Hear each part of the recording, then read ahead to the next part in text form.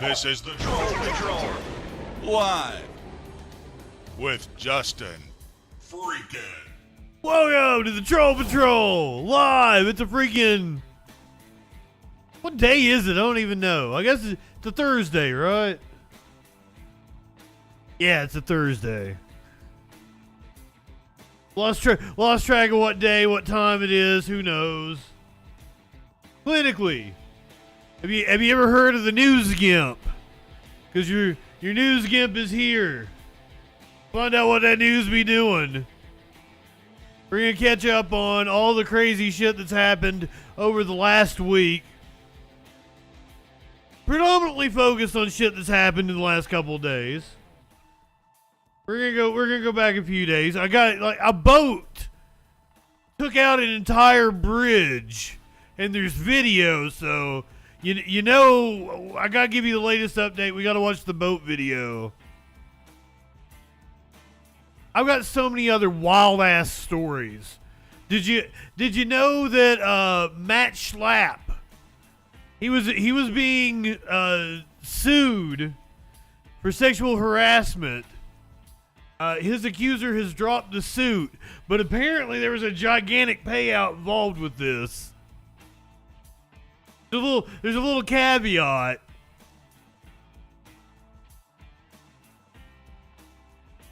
This happened like a week ago, but I've got to play it. If you didn't see this is bound to be amazing. I haven't even watched it yet. I'm not a pre-watch Andy. I haven't seen it. Apparently, Vice President Kamala Harris was somewhere was it Mexico? Was it in Latin America? There was a protest going on in, once again, I don't know what country it was. It could have been Spanish, could have been Portuguese. There was a protest going on, and they were singing a song about how much they hated Kamala Harris. And she collapsed along to it. Fox News host Jessica Tarlov is being sued by Tony Bobulinski, the dude that has accused Joe Biden of taking money from Ukraine. Apparently, he was a former business partner of Hunter and that gigantic schlong he has. A representative in Arizona is getting an abortion. Now, that may not seem relevant to anything. Once I play you the video, I think you'll understand.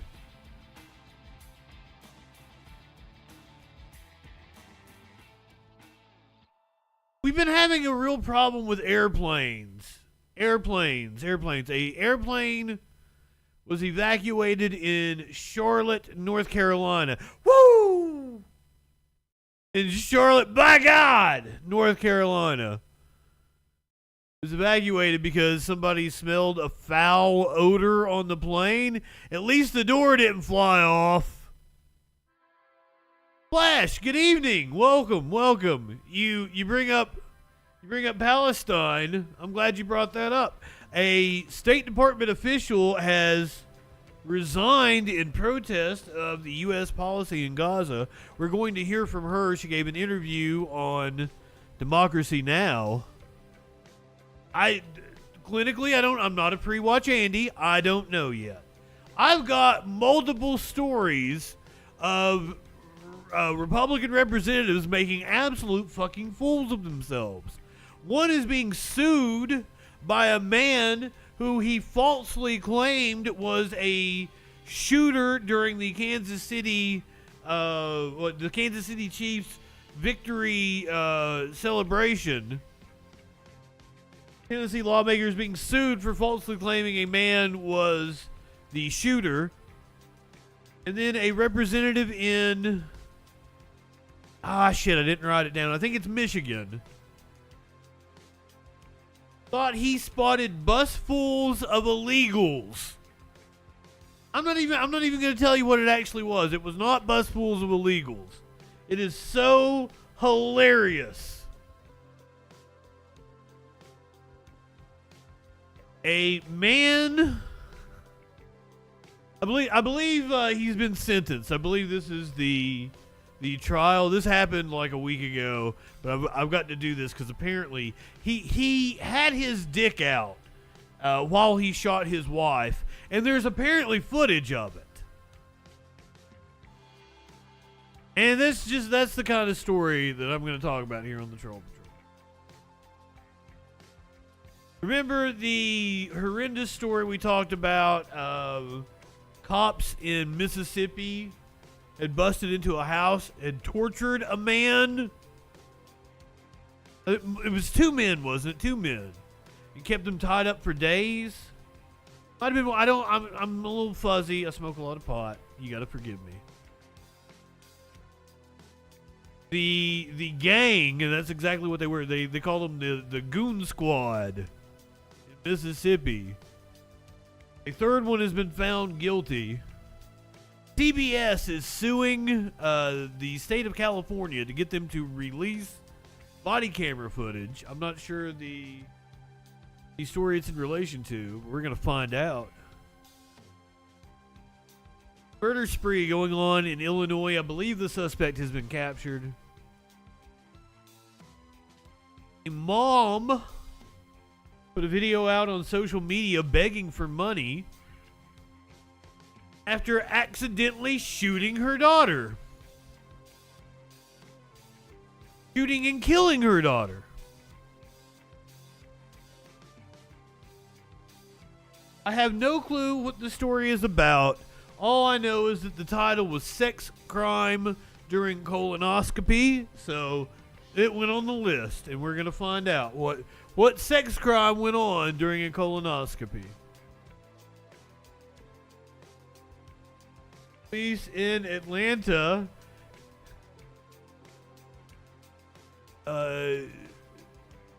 engaged in, I don't know whether to call it a high-speed pursuit or not.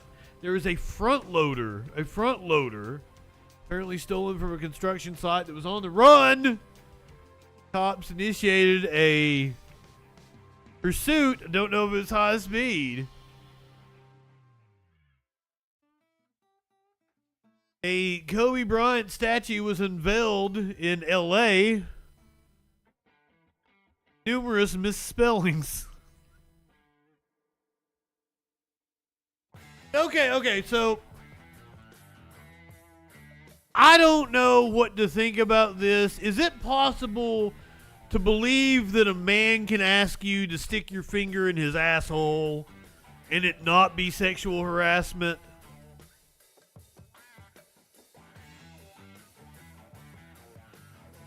All that and a lot freaking more tonight on the Troll Patrol live. Good evening. Welcome. Here's your meme of the day. Nickelodeon executives and Dan Schneider. Hold on. Am I not high enough for this? Nickelodeon executives and Dan Schneider's hiring process. There we go. He say he pay toll to enter boy's hole.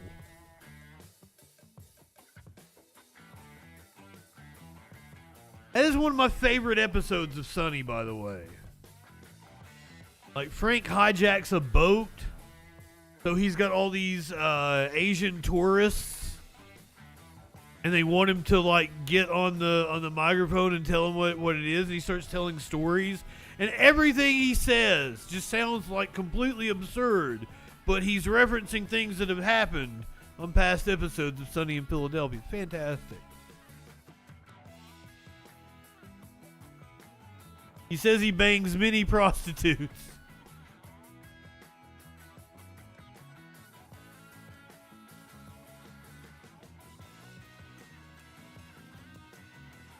All that and a lot freaking more tonight on the Troll Patrol live. I already said that, didn't I? Sorry. Apologies. Don't forget, we are less than a month away now.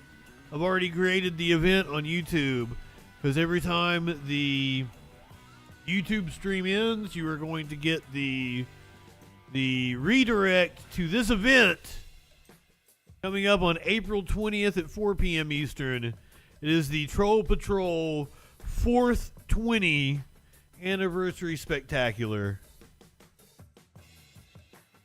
Last year we had a Menage a Troll. This year we're doing the 420 anniversary spectacular.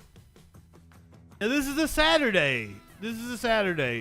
Not usually on Saturdays, but this is the annual tradition of the Troll Patrol. The very first episode of the Troll Patrol was on 4/20/2020, celebrating our 420 anniversary, coming up on April 20th. Don't think I'm going to do a clip show this year. What up, Freedom? And as always, we will do a countdown. We're going to do 420 across the country. We usually go till about 9, 10, 11 o'clock. I'll have all kinds of crazy shit for us to do. It's going to be a blast. When I say spectacular, I mean spectacular. Libertad, good evening. That's exactly right. Well, one year we got Derek Chauvin was sentenced. And we got the reading of the verdict like right as we came on the stream. That was fucking awesome. You couldn't ask for a better anniversary present. Who knows what will happen this year? Speaking of the fact that it is an election year, I know, I'm sorry I've been spotty about streaming. Trying to make that money. But I assure you, we will be back to nightly. We will be Sunday through Thursday come this fall. It is an election year. September, October, November. We're going to be doing this shit every night. We're going to have debates. Oh, we've got the convention. We might start back. We might start back nightly in August because we'll have the conventions. We'll have the Republican convention, and we'll be on every night for it. We'll have the Democratic convention, which is in Chicago. And if you know your history,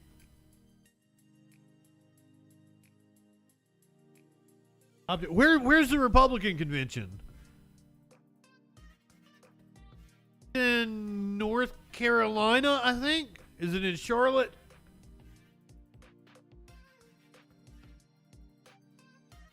So that'll be a blast. We'll have the conventions. We'll have debates. I don't think we'll get a Trump-Biden debate. What do you guys think? Is it possible we get a... Maybe?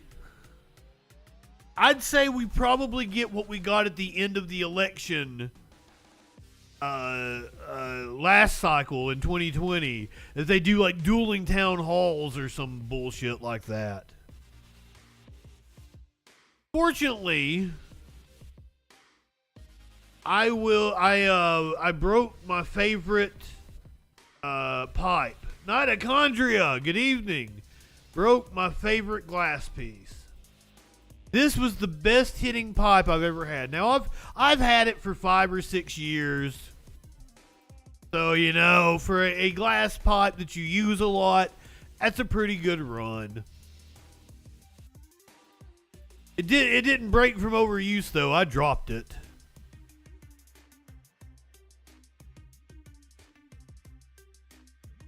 So Curiouser and I went to the head shop, and it was a whole ordeal. Let me tell you. Because remember, I'm in a city that I used to live in. Joey, good evening. I think we might get back to presidential debates once it's not Trump. I think once we have a normal Republican Party, I don't know. I don't know what to call it. Battle Opossum, good evening.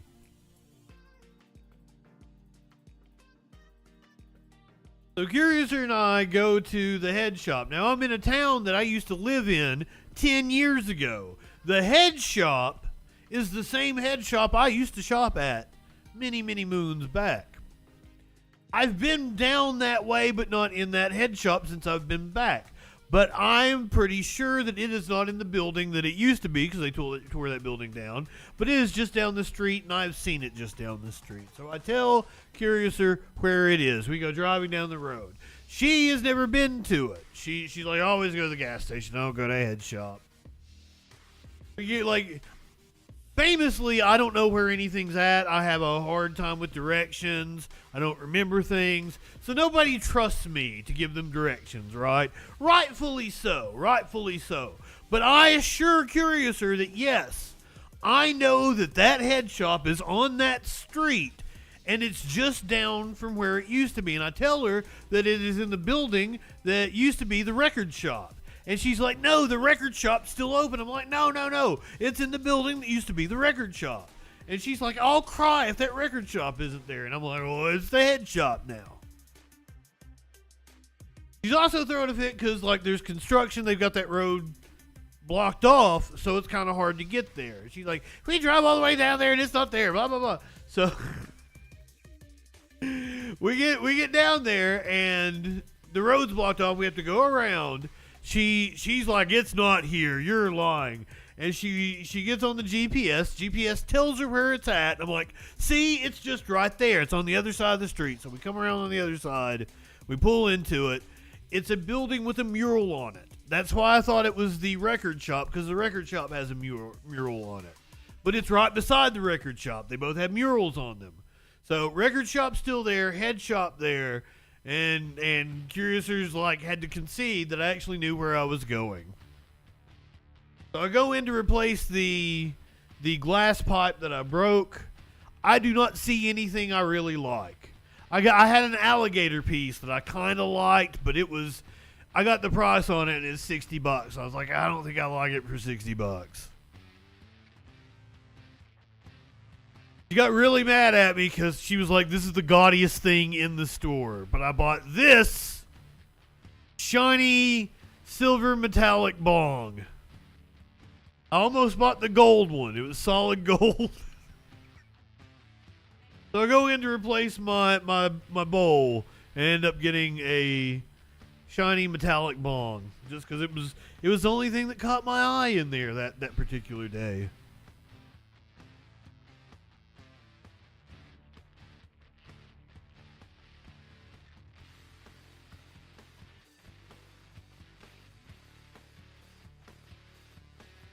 It was a really nice handcrafted glass pipe. It was really cool looking. Somebody had, and the scales on its back were gold tipped and shit. Somebody spent a lot of time. Curiouser didn't like it because you flipped it over. The hole was on the alligator's neck. So you'd have the alligator sitting, it's on its paws. You'd flip it over to smoke. You're smoking out of its tail. I thought it was neat. She saw a couple different bowls she liked, but just nothing that really, caught me. All right, let's find out what that news be doing. Yeah, well, that does pose a question. Where do you sit it? When it's full, you can't sit it down if it's still got some in it.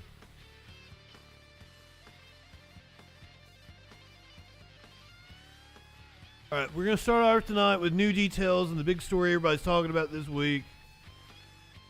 Extra meme, bonus meme, just because this is the story we're talking about. Bonus meme.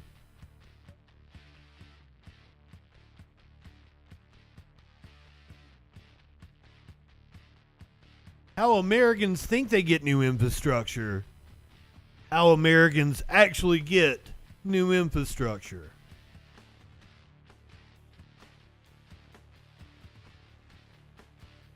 Not a country. I'm glad you're breaking your weed fast. I'm glad you're doing it with us. It's awesome. I can't smoke during the day, I can't not smoke during the day. But I try to be up a few hours. I want to be sober so that it hits me that much harder when I get high. You know, because like when you get high that first time in the day, like that hits you the hardest. So I want to be really. A lot of people like to wake and bake. I like to get up, have my coffee, have a shower, really wake up, then I get high. You say weak ass bridge, but like this motherfucker's like a mile long. It's goddamn huge. There were several memes going around like comparing the size of the motherfucker. Because, like, it's like, you just really don't get an idea of how fucking big it is. Oh, Glenn, well, you don't want me around people first thing of a morning. No, like, okay, so I usually lay in bed for an hour and a half. I usually don't turn anything on. I'll fucking troll on my phone. I'll look at news. I'm sure heavy as fuck. And we're going to get into it because apparently it was very spoiler alert, it was unsafe. Spoiler alert, bad business practices might have resulted in this catastrophe. Now, we can't say one way or another for sure, but there might have been some indication that this ship wasn't exactly the safest. In Baltimore this morning, a clearer picture now emerging of the disastrous crash that brought down the Francis Scott Key Bridge. NTSB investigators have for the first time boarded the cargo ship. I think my favorite conspiracy theory is that they took it down because Francis Scott Key was a slave owner, and I didn't even know he was a slave owner. Us leftists took the bridge down to stick it to the slave owner Francis Scott Key, who I was not aware was a slave owner until somebody said it on Twitter. I don't even know that it's true. He probably was, bougie ass motherfucker. Fuck him. Still covered in mangled metal. It's just utter devastation. Along with initial interviews of the crew, investigators have now downloaded the ship's voice data recorder, or VDR. The initial timeline shows alarms started sounding. VDR sounds like some shit that you want to avoid getting when you engage in sexual anarchy. You live in sexual anarchy? Need to wear a condom. I got VDR. Shows alarms started sounding at 1:24 a.m. Tuesday. 2 minutes later, the ship's pilot made an urgent call for any nearby tugboats to assist. The pilot radioed again a minute later, saying the ship had lost all power. Traffic cameras showed the ship approaching the bridge. Before the feed cuts out. I don't know why I thought that this happened of a morning. For some reason, I was thinking this happened at like 5 in the morning. But it was 1:30 or 1:40. Out 2 minutes later when the massive vessel struck the span. The ship had no tugs at all, helping it navigate through the waters before it hit the bridge. That's correct. It's a straight shot through the channel. So there are no tugs with the vessel at that time. Police dispatch audio shows officers radioed to stop traffic less than 30 seconds after that distress call, showing officers discussing the crew on the bridge in the moments before the collapse. Once you get here, I'll go grab the workers on the Key Bridge and then stop the outer loop. 13 dispatch, the whole bridge just fell down. Nearly 25 feet below the water surface, dive teams have discovered a pickup truck with 2 victims inside. Authorities have now called off the search for 4 remaining victims, calling it a salvage operation, saying the water is simply too treacherous, filled with dangerous debris. Maryland's governor sharing how one survivor managed to walk away from the terrifying ordeal. We literally saw the bridge fall right after he moved off. It was because it was a first responder who was telling him to move off of the bridge. Now the focus shifts to the daunting task of reopening this vital port. With 8,000 workers directly impacted and concerns of supply chain disruption. Yes. That's our number one concern, is making sure that the port is back open. God damn. With 8,000 workers directly impacted and concerns of supply chain disruptions. We are concerned about implications that will ripple out beyond the immediate region. Transportation Secretary Buttigieg is on the job. Why would anybody doubt the competence? Apparently, the company recently hit the cargo giant for silencing whistleblowers. Regulators cited Maersk. I don't know if I'm saying that right. Once again, I unplug when I'm not with you guys. I don't even fucking know what the news be doing. So it's not like I've been watching news reports on this. I don't. Maersk. Regulators cited Maersk for its illegal policy blocking employees from reporting safety concerns to the Coast Guard. Well, wouldn't you know who won the pony? The company that chartered the cargo ship that destroyed the Francis Scott Key Bridge in Baltimore was recently sanctioned by regulators for blocking its employees from directly reporting safety concerns to the U.S. Coast Guard in violation of a seaman. I can't wait to have your cock in my mouth. I'm going to give you the blowjob of your life. Then I want you inside of me. A seaman whistle. I am such a fucking juvenile. In violation of a seaman whistleblower. In violation of a seaman blower protection law. DJ Dub.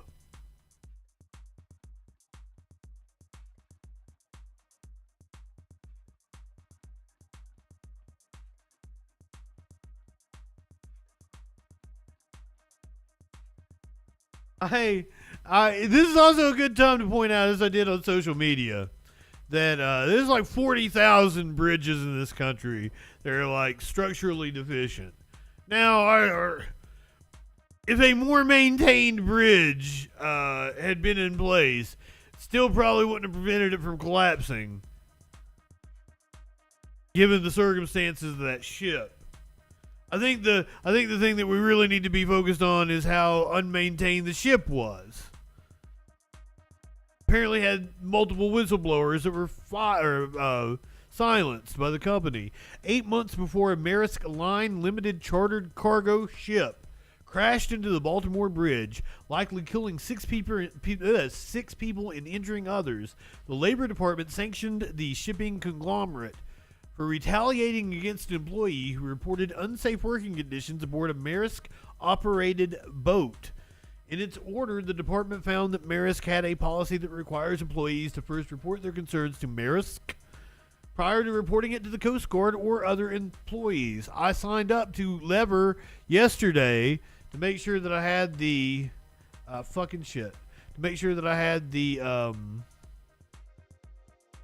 article where I could read it to you guys, but apparently it was in a different browser. Hold on one second.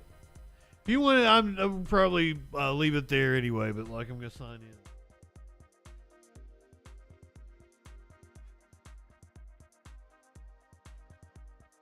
Lever does good reporting.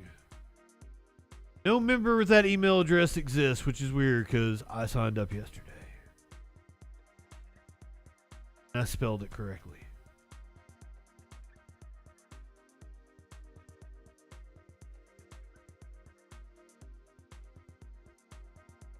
Tells me I'm not signed in on the other browser. Fucking shit. Anyway, if you'd like to read it, it's in the chat. Fuck this company.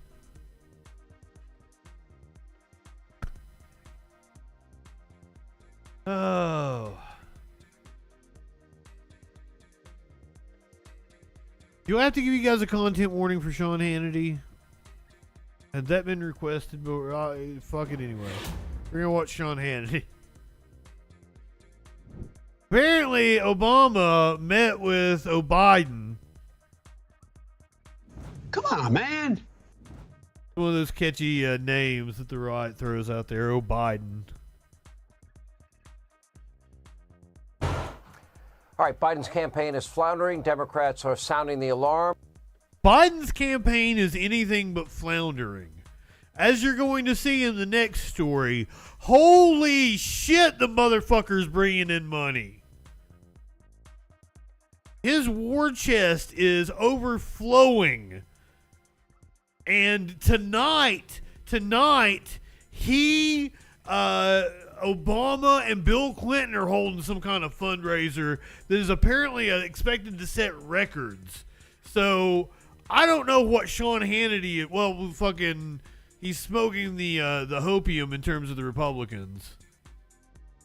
Oh, dude, the right loves to say shit like that, but like, as I understand it, as I understand politics, Biden and Obama represent two different camps. You know, that's the reason why you offer somebody the vice presidency. They're in a different camp than you. You put together a constituency. And that the Obama and the Biden people don't really care for each other at all. And that Obama and Biden don't exactly have the best of a relationship. And yes, all the polls are moving in Biden's favor. So, like, Hannity getting on here and saying that the campaign is floundering is hilarious. According to a breaking report, former President Barack Obama met privately with Biden on at least 2 occasions, expressing his concern that Donald Trump's going to win in November. Here with reaction, Project 21 chairman Horace Cooper and Fox News contributor Tammy Bruce. Tammy, we got that news today, and also the danger. I watched this minibus or omnibus bill passed. They didn't give members of Congress much time to read it. And I know Marjorie Taylor Greene is thinking about a motion to vacate. She's got like a Michael Jackson outfit going on. That could result in a speaker Jeffries. That wouldn't be good. What's your reaction to both stories? Well, I think it's not surprising that Obama, who sees this as a continuation of his legacy, would get nervous when they realize that they've lost the American people. Part of his warning to Biden was that, of course, this is going to be harder than 2020. And the reason it's going to be harder than 2020 is because they can't lie. Once again, it is a foregone conclusion that Joe Biden will get more votes than Donald Trump this fall. That is not a worry in my mind. Joe Biden will get more votes than Donald Trump. It's whether they're in the right place in order to win back the presidency. I think they will be. But, you know, there's still the outside possibility that Trump wins. About what Joe Biden's going to do, about who Joe Biden is, about what the agenda is. They went all out in 2016, With the woke agenda. To paint Biden as somebody that he was not. It was a romantic view of him, but we're going to be back to normal. Trump is a maniac. And what we have now is 4 years of looking back and realize how much we were lied to, how much there was the basement strategy to trick the American people. Didn't we go back to normal?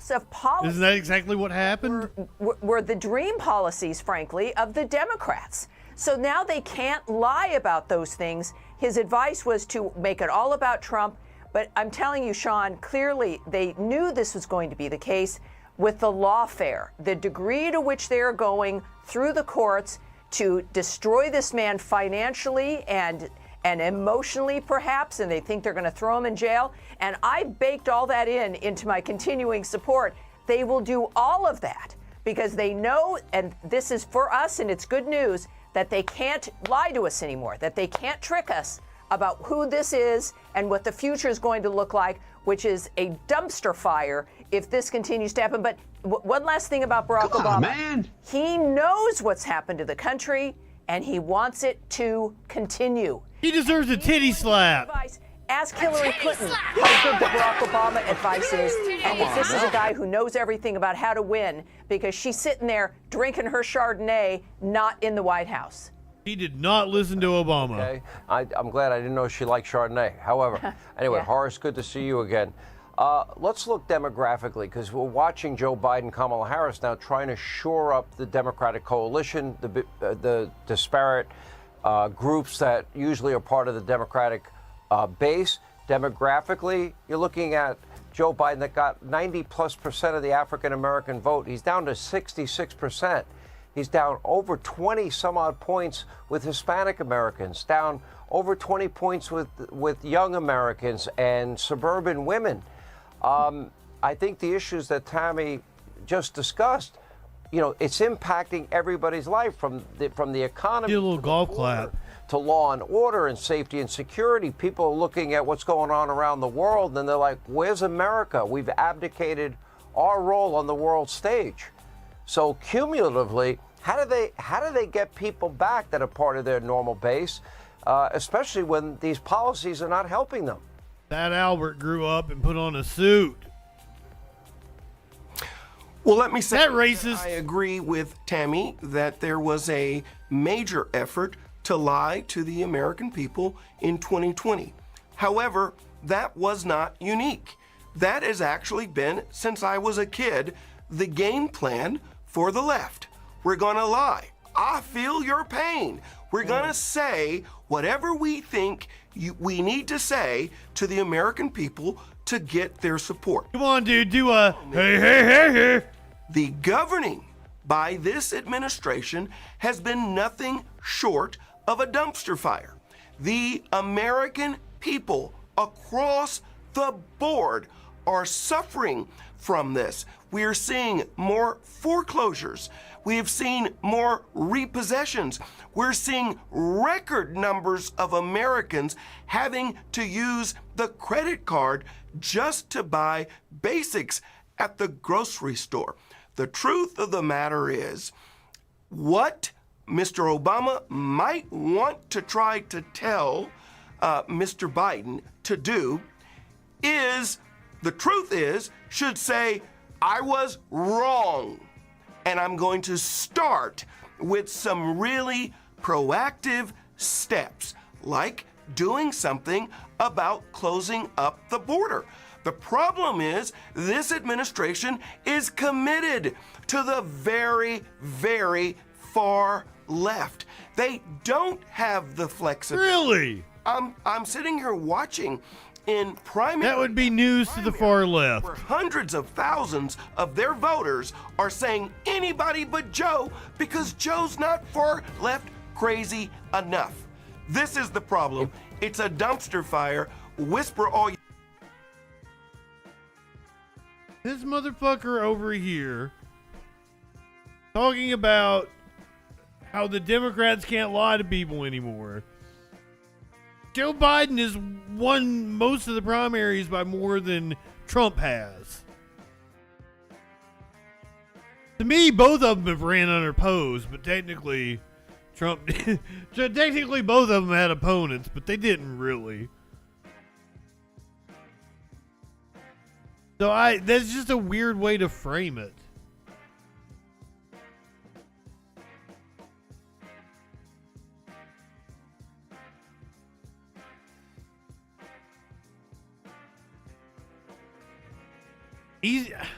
He's not left at all, but yet he's been pretty good on labor. The NLRB's been pretty good. They've smacked down multiple companies. I would like to see more of that. I would definitely like to see what a Joe Biden NLRB looks like in a second term.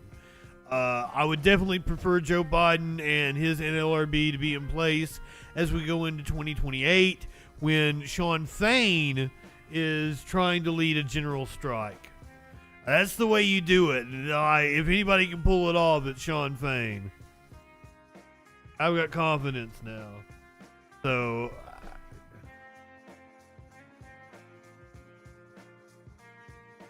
and I think Joe Biden is going to pull it off if you just go by money, which traditionally is exactly what the metric you would use to measure who's going to win. More often than not, the candidate who spends the most and has the most money will win, and Joe Biden is trouncing Trump in fundraising.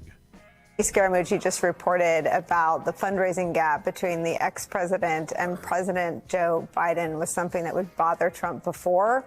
It's about to get a lot worse because later today, President Joe Biden is holding what his campaign is already calling the most successful political fundraiser in American history. This star-studded event is expected to raise $25 million.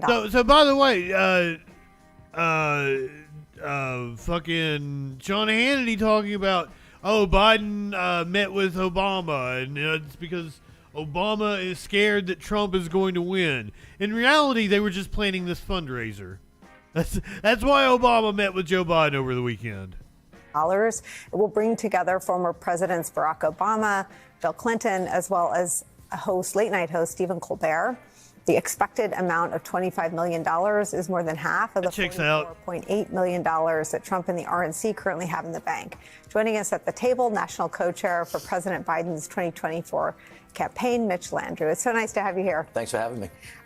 We have to do a New Orleans segment down the road, but because I want to talk about the president today. And I know he knows, and you know, that it isn't just money, but money makes a lot of things easier in terms of message. And he seems to have landed on this message at the State of the Union of really trying to broaden the coalition, quoting Ronald Reagan, saying that it almost feels like soul of the nation has taken another step, and that this campaign is about saving our democracy, protecting U.S. interests at home.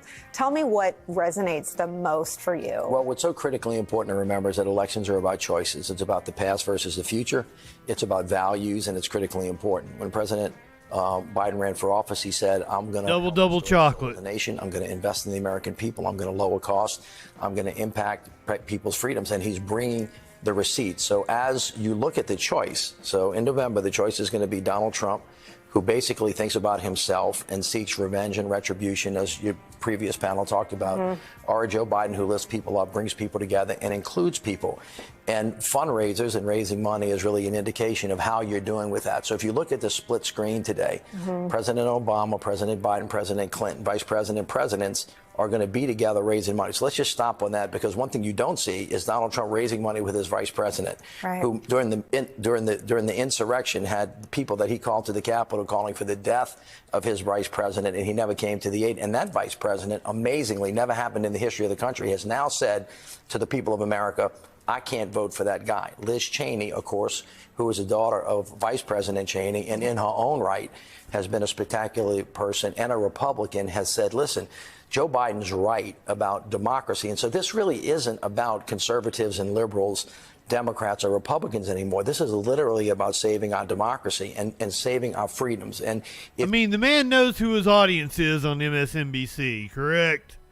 If you don't have the institutions, the things that the founding fathers thought is the secret sauce of what America makes America great, then you literally cannot have a country. And when you have 17 cabinet members that work for you, who secretaries of defense, chiefs of staff, people that lost sons and daughters in wars, come out and say, I'll work with that guy, don't be for him again, all of a sudden, you know, the bells have to go off. And so President Biden is going to speak to that. He also has an incredible record to run on. And think about this, $25 million, it's the largest fundraiser in the history of American politics.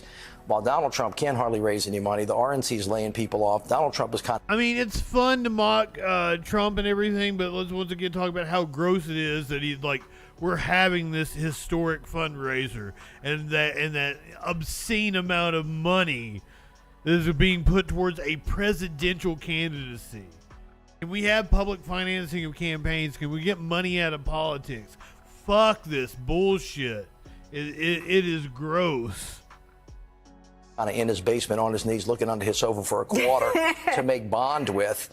You know, there's a real clear choice here. And I think the American people are going to step up to the plate and do the right thing. Let me ask you a structural question. I mean, when you're an incumbent, and again, let's stipulate that perhaps everything that I knew about politics is inoperative. But it used to be that when you were an incumbent, it needed to be a choice. It couldn't be just a referendum. It feels like not only is this a contrast election between Trump and Biden, but Trump, and then Anthony Scaramucci, who worked for him for a bit, described him as a narcissist. He won't let it be a referendum on Biden. He needs everything to be about him. So as a structural Is Nicole Wallace fucking Anthony Scaramucci? Like, how does that aid the Biden efforts to make sure that the choice is in front? She has mentioned him twice, and I don't think he has been relevant to this conversation, germane in any way to what we've been talking about. She's fucking him, isn't she? front of voters. Well, first of all, bring it on. Happy to talk about, I mean, it's happy to talk good about how strategy. horrible Yeah. Donald Trump is as a human being. If you think about his entire life, just think about it simply like this. Whether it's in his personal life, in his business life, in his public life, Donald Trump has used his power to help himself and to hurt and abuse everybody else. So, you know, we joke a little bit about him. Is Scaramucci at MSNBC? I didn't know. Why he has to make bond. He has to make bond because 2 courts have already found that he was a sexual abuser, a defamer, and a business fraud. And that's before you get to the other criminal cases. But here's the thing. The American people have to make this determination. You got a trial coming up in, we have to decide what about kind 17 of days? to be. And the choice could not be clearer in terms of what the Fair value enough, of the Joey. votes You're are. right. I agree with Anthony Scaramucci that at the end of the day, this is going to be hard. Maybe Mitch Landau is fucking him. You're not bringing a knife to this gunfight. That's not happening this time. But I think the American people are going to show up because they know what is on the line. And if you're listening to Liz Cheney and Charlie Kirk and the Republicans who you know, Ronald Reagan, you know, George Bush, rock-rigged Republicans who are now saying the fate of our democracy, the fate of our children's ability to live in a free world is on the line, I think people are going to stand up. He said Charlie Kirk. Did he mean Charlie Kirk? Charlie Kirk is not pro-Biden. Charlie Kirk is very, very pro-Trump. Like, did I mishear that? Know what is on the line. And if you're listening to Liz Cheney and Charlie Kirk and the Republicans who you know, fair enough, Joey, rock-rigged Republicans who are now saying the fate of our democracy, the fate of our children's ability to live in a free world is on the line, I think people are going to stand up and be counted this time. And the president, President Biden, on top of that, has an incredible record to run on. 15.5 million jobs, lowest unemployment rate. I mean, stock market at 4 all-time high. Understanding that people are still under intense financial pressure, and we're in a world of uncertainty, and we need to bring stability to that and calm. Here's one thing that people don't pay much attention to. Only 1 cabinet member for Joe Biden left because they got a better job. The rest of them are there, and day to day, the government has been working and in function, and nobody's waking up like you did during Trump going, what the hell did that guy do today that I have to be worried about or embarrassed about? And I think people are going to understand that, know that going forward. Hey, everyone. MSNBC has a new and improved app. Shut up, Allie. I'd rather have Lester. Fair enough, only 1 cabinet member is left. However, a State Department official has left. Since Mitch gave me such a great segue, and this is the issue. If Biden doesn't win re-election in the fall, this is the issue that breaks him. Nell Sheline has resigned from the State Department over the U.S. policy in Gaza. She gave an interview with Amy Goodman. Democracy Now!, democracynow.org, The War and Peace Report. I'm Amy Goodman. Lying liberal media indeed. A State Department official working on human rights issues in the Middle East resigned Wednesday in protest against U.S. support for Israel's assault on Gaza. Nell Sheline worked as a foreign affairs officer in the Bureau of Democracy, Human Rights and Labor for a year before publicly resigning. In an op-ed published in CNN, she wrote, quote, "For the past year, I worked for the office devoted to promoting human rights in the Middle East. I believe strongly in the mission and in the important work of that office. However, as a representative of a government that is directly enabling what the International Court of Justice has said could plausibly be a genocide in Gaza, such work has become almost impossible. Unable to serve an administration that enables such atrocities, I've decided to resign from my position at the Department of State," she wrote. Nell Sheline is the most significant protest resignation over U.S. support for Israel's assault on Gaza since the resignation in October of Josh Paul, the senior State Department official involved in arms transfers to foreign governments. Nell Sheline joins us now from Washington, D.C. Nell, welcome to Democracy Now! Can you tell us further about the decision you made? Thanks so much for having me and for your coverage of this issue. I hadn't initially planned to resign publicly. I hadn't been at State for very long, and I didn't think it would necessarily matter. But I decided to go public because when I started to tell colleagues that I was planning to resign over Gaza, so many people's response was, "Please speak out, please speak for us." Many people are not in a position where they feel they could resign, or they are trying to do what they can on the inside.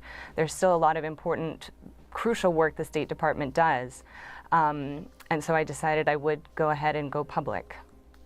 Well, you told, Anel, you told the Washington Post that you tried to raise concerns internally with dissent cables and at staff forums. So what was the result of that? And how are other people within state, as you said, trying to speak out within the State Schumer Department did. I don't know. Did Biden come out against Bibi? Yes, many people are extremely horrified by the U.S. government's position on this horrific conflict and the actions of both the Israeli and the U.S. governments.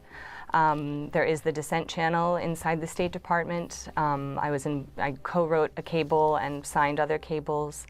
There have been forums for State Department employees to speak out. I spoke with supervisors. I was able to speak with a senior official about my resignation. I think at the end of the day, many people inside state know that this is a horrific policy and can't believe that the United States government is engaged in such actions that contravene American values so directly, but the leadership is not listening.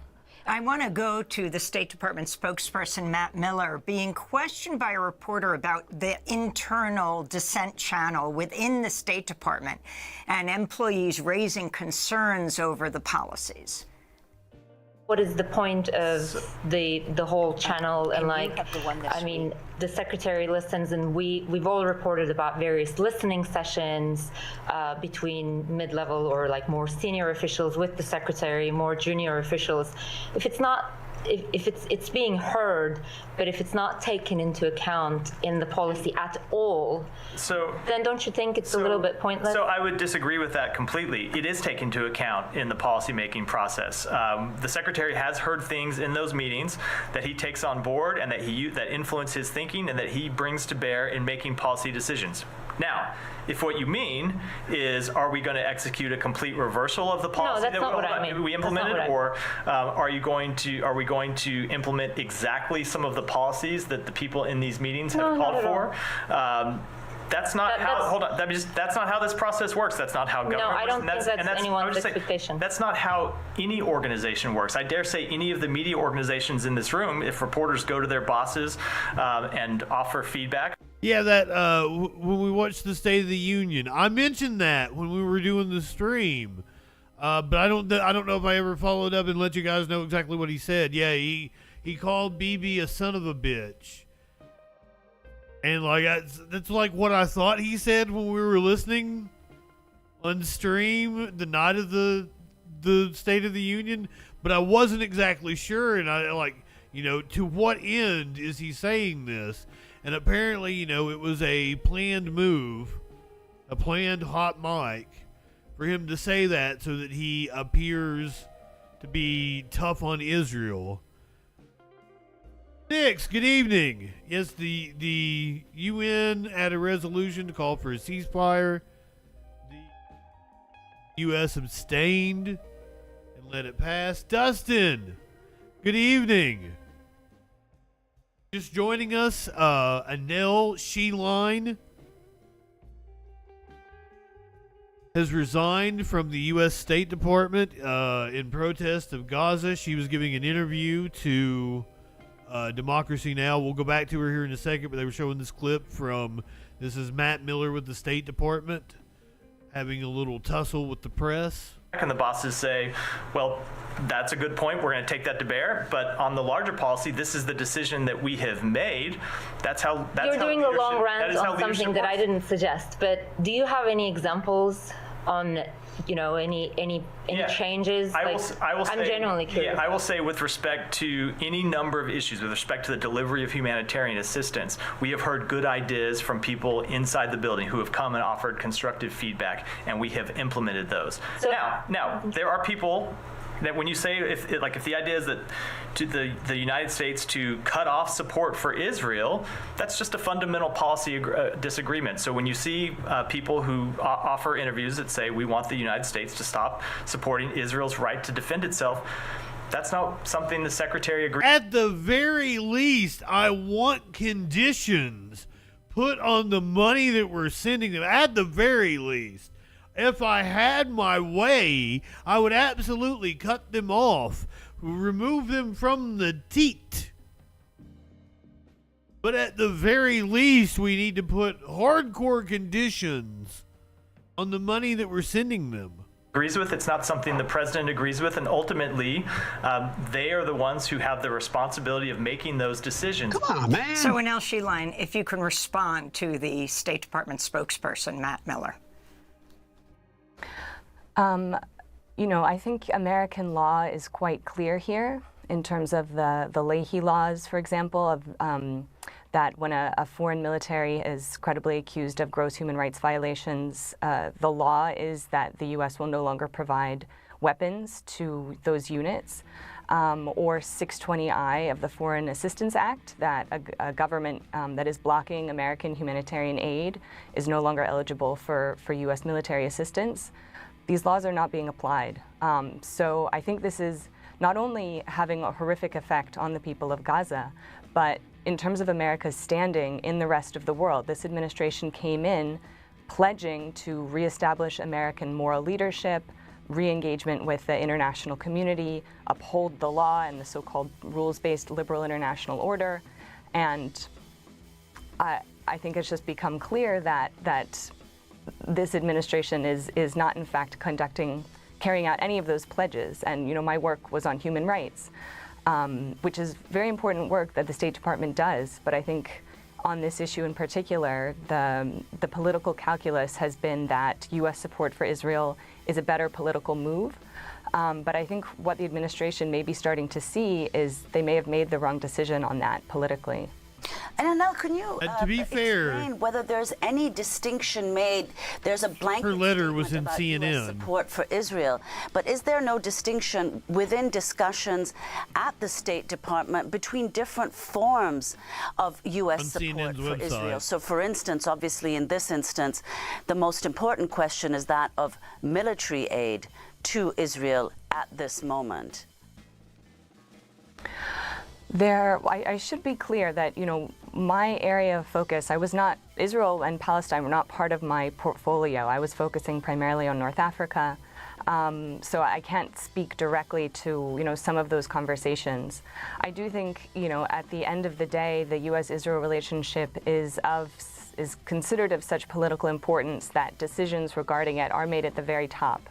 And so while there are other processes and certainly discussions going on inside state, inside other parts of the government about some of those nuances you were discussing, I don't think we're likely to see any public shift on any of that until those decisions come from the top that they're ready to reimagine the U.S.-Israel relationship.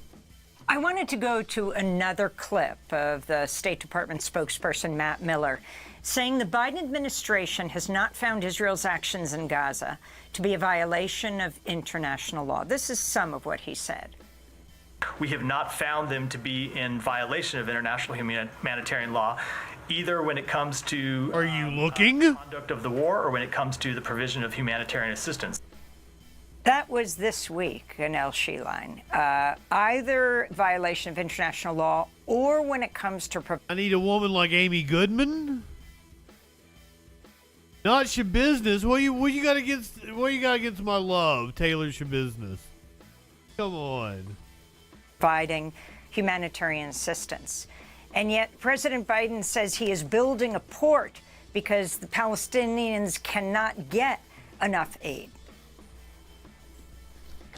Exactly. I think that the evidence speaks for itself. We've had, you know, not only the ICJ's ruling, not only the UN Security Council ruling. Clearly, the administration is unwilling to... Yeah, she seems wonderful. ...to admit to reality. And I just want to reiterate, I think this is not only obviously devastating for the lives of people in Gaza, but is doing incredible damage to America's standing on the international stage. It is incredibly demoralizing for people inside the State Department, many of whom believe very deeply in what America says it stands for. So I'm trying to speak on behalf of those many people who feel so betrayed by our government stance. And Anel, could you explain the effect that the massive protests across the United States have had within the State Department, what discussion there was of them, and then, of course, the uncommitted vote? Great question. So within the State Department, you know, civil servants are very committed to their role of being non-political, of following the instruction that they receive. You know, within state, people are aware of what's going on outside, but, you know, this is not the first time that people have been involved or had to carry out policies they perhaps did not agree with. And it is something that many of these people have signed up for. This is the role of carrying out America's foreign policy. On this issue, I think because it has been so horrific and because we are seeing such growing political pushback from the American public, people are increasingly frustrated. You know, many other people with whom I spoke said they're considering resigning, but again, it is challenging for someone to, you know, it's not easy to not have a job in this country. I wanted to quote further what you've said in explanation of why you're resigning. You said you're haunted by the final social media post of Aaron Bushnell, the 25-year-old U.S. Air Force serviceman who self-immolated in front of the Israeli embassy in Washington on February 25th. You quote him, "Many of us like to ask ourselves, what would I do if I was alive during slavery, or the Jim Crow South, or apartheid? What would I do if my country was committing genocide?" The answer is, you're doing it right now. If you can explain what that meant to you and how people have responded to you. Sorry. You know, that post, I think, spoke to me and many people who had to really look at what they were doing, and whether, you know, for me, I have a young daughter, and I thought about in the future, if she were to ask me, you know, what were you doing when this was happening? You were at the State Department. I want to be able to tell her that I didn't stay silent. So, and I know many people who are deeply affected by those words that Aaron Bushnell posted. And I do think people are trying to do what they can. There is still very important work being done inside the State Department. But I do think until our top levels of leadership are ready to make a change, there's very little that the rank and file are able to do.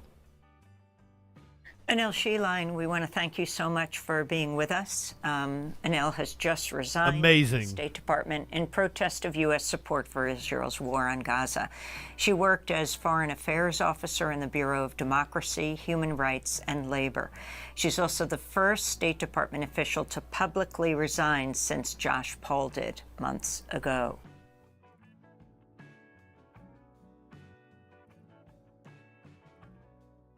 I encourage everybody to be cynical about all politicians. I encourage you to constantly, like I had a right winger was like, well, do you want people going up to Democratic politicians and harassing them in restaurants? I was like, yeah, I'm all for that. I mean, have a good reason. You know, we were talking about the protesters that confronted AOC in the movie theater the other day, but then AOC gave a fantastic speech a few days later. Did that work? Did that move her? Like, I encourage it. I don't want you to not, like, keep the fire on politicians. I fucking love it. But, like, once again, like, I support the Democratic Party and will vote for Joe Biden in November, because the State Department is staffed with people like her. Anel Sheline is a fucking hero. And you just heard it from her. There's a reason why other people haven't resigned. They feel like they could do more good from the inside.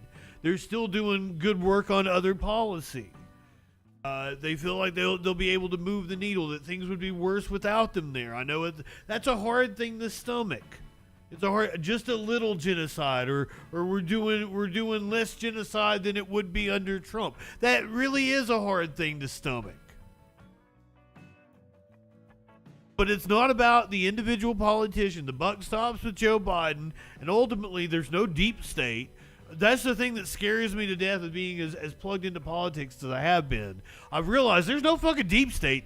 Joe Biden is making the decisions. It's him. Trump was making the decisions during the Trump administration. That's fucking scary. But at least Joe Biden's administration seems competent. My vote won't matter unless Curiouser was kind of,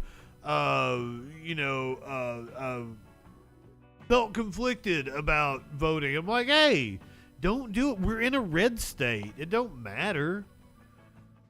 Go and vote for all the other shit down ballot. You don't have to vote for Biden. Fuck it. If I don't want to lose friends. I don't want to have fights.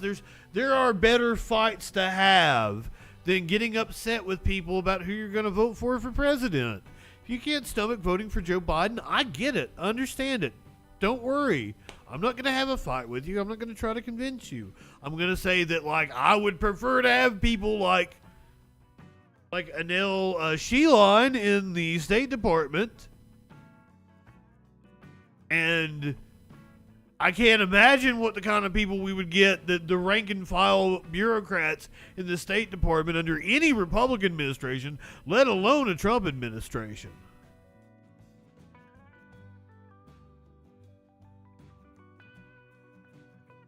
Dustin, man, we've come so close. Don't give up hope, Dustin. I agree with you. I want once in my life a general election presidential candidate I can vote for, that I want to vote for. We've come so close the last two presidential cycles. I would have enthusiastically voted for Bernie Sanders. So, I mean, all we can do is keep pushing at it until we make it happen.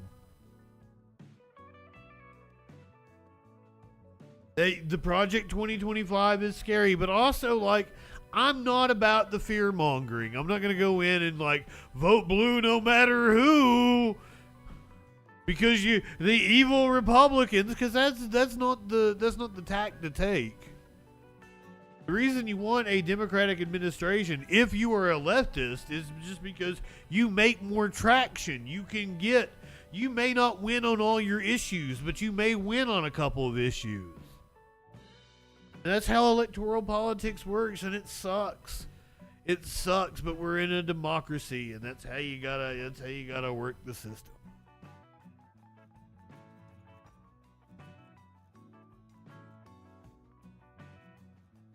Anyway, once again, don't lose friends over who you're going to vote for president. It's nonsense. It's nonsense. If you can't vote for Biden, totally get it. I ain't going to vote you. Don't vote. I don't vote shame anybody. I would rather you go vote and vote third party and vote write in somebody for president and fucking research your local candidates and get new blood in at the local level, on the state level. Those races are so important. Then I would rather, don't sit out the election because you don't like the presidential candidate. Please. That's what I beg of you. Is Cornel West still running? I hear nothing from him. I am his target audience, and I see absolutely no outreach whatsoever. And I am certain I should be on some email list. So Cornel West, what the fuck are you doing, dude? How?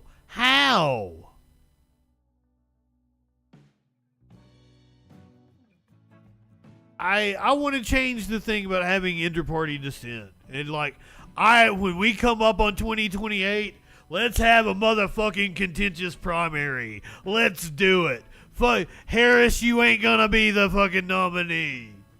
We coming for you. Quesadilla, good evening. Do you guys remember Tony Bubbliski?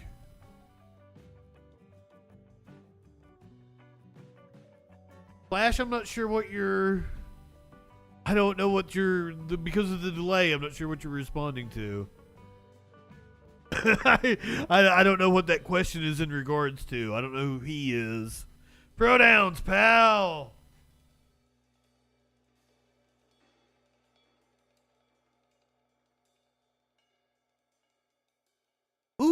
Ooh, I got a packed full bowl here. I should smoke it.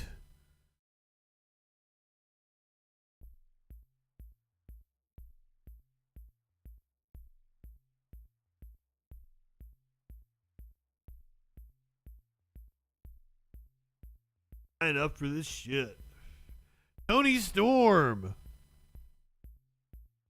A titty slap! Come on now. Gonna be honest, I haven't been keeping up with oh, you're talking about Cornel West. I had just asked that question. Flash, you should absolutely skewer me over that. Because I had just asked that fucking question of all of you in the chat. And then 5 seconds later, I'm like, I don't know what you're talking about. Who's he? I am absolutely fucking stupid. Holy shit. Do you think we're stupid? You think we're fools? Look, I spent 10 minutes the other day trying to think of the word oxymoron. I think I have lost brain power. I don't know if it's all the pot I smoke. I don't know if it's long COVID. I don't know if it's just getting older. Maybe it's a combination of all of that. But I don't know that I'm as sharp as I was 10 years ago, and it kind of sucks.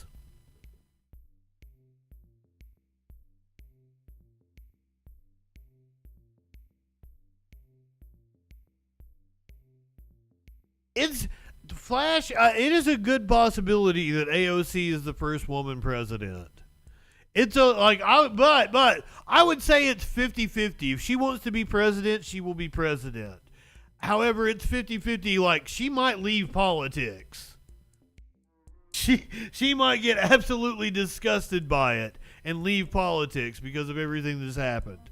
I'm a 50-50 chance on either or. She's either president. She leaves politics altogether in the next few years. And that's sad. But I totally understand it. Fucking, it's a tough job. Holy shit. Especially in this environment. Politics is always a fucking cutthroat game. But in this environment, holy shit. I mean, Jessica Tarlov over here on Fox News is being sued by Tony Bubbliski for the most benign comment. I can't believe... Now, Bubbliski has sued multiple people. He is a very litigious man. So this comes as no surprise, but when you hear exactly what he's suing for, you might be a little shocked. Former Biden business partner Tony Bubbliski is suing Fox News host Jessica Tarlov, who is their nominal liberal, as I understand it, over her claims a super PAC, Liberal Kennedy, right? That's what we called her the other day. Over her claims a super PAC connected to former President Donald Trump paid his legal fees. Bubbliski filed the defamation lawsuit in Manhattan District Court Thursday afternoon, demanding $30 million in damages from Harlov, the liberal co-host of The Five, for remarks she made on the show last week about a pro-Trump super PAC paying Bubbliski's legal fees as recently as January. Stefan Pasatino, an attorney for Bubbliski and a former Trump administration official,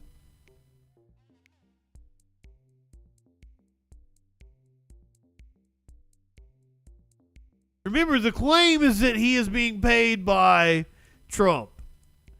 So his attorney is a former Trump administration official and also a plaintiff in the lawsuit. Ms. Tarlov lied to achieve media headlines and ratings and to serve her political agenda by deliberately besmirching the character of Measures. What? I don't know what Measures is. Is that a person? Is that a thing? Is that a business? Bobulinski said, Bobulinski and Pasatino. This is we're reading from the National Review because this story was just breaking. I couldn't find another source for it. It is horribly written, so my apologies. Since 2020, Bobulinski has spent over $500,000 on legal fees and denies taking money from any Trump-affiliated organizations during that time period. It is a matter of fact, since 2020, when Mr. Bobulinski first started speaking publicly against the Biden family, he has spent over $500,000 of his own money on legal fees. Neither President Trump nor any persons or entitled affiliated or entities affiliated with President Trump have ever paid for any of Mr. Bobulinski's legal fees during this time, the complaint asserts. The plaintiff wrote a letter to Fox on March 21st demanding Tarlov retract her comments and apologize. Tarlov the next day, on the 21st, on that episode of The Five said, I would like to clarify a comment I made yesterday during our discussion of Tony Bobulinski's appearance at the congressional hearing. During an exchange with my colleagues about the hearing, I said that Mr. Bobulinski's lawyer fees had been paid by a Trump super PAC as recently as January. What was actually said during the hearing was that the law firm representing Mr. Bobulinski was paid by a Trump PAC. So the law firm just got paid by Trump, not necessarily that they were paying Bobulinski's legal fees. I have seen no indication of those payments that were made in connection with Mr. Bobulinski's legal fees, and he denies that they were. The following day, Bobulinski and Pasatino's attorneys wrote another letter to Fox insisting that Tarlov issue a complete retraction. She does not appear to have done so, and the network is standing by the clarification. Jessica Tarlov's March 21st statements were accurate and made clear that she was not aware of anything to indicate that payments from a Trump PAC to Elections LLC was made in connection with Tony Bobulinski's legal fees. We stand by our decision to not issue any further corrections and will vigorously defend against these inaccurate claims. Wow! Good on Fox News!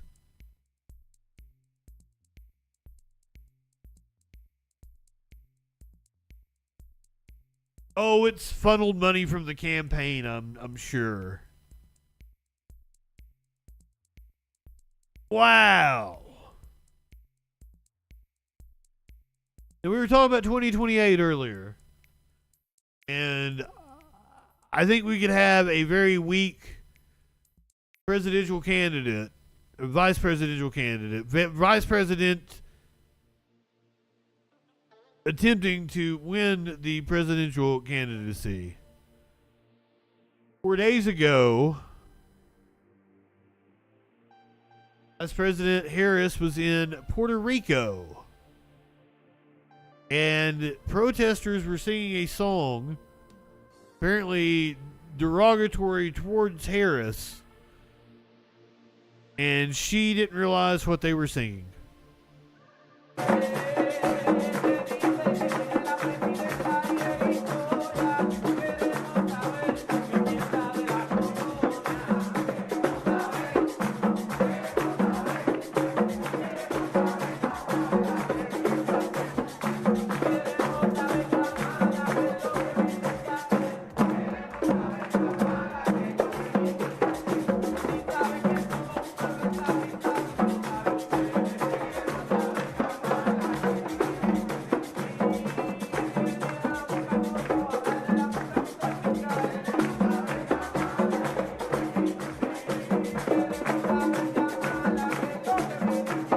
Did they just think there was a concert for him?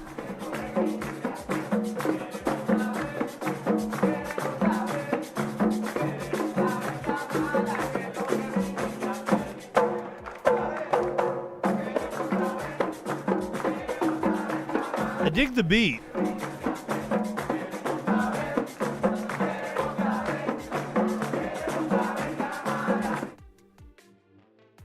Okay, a few different observations here.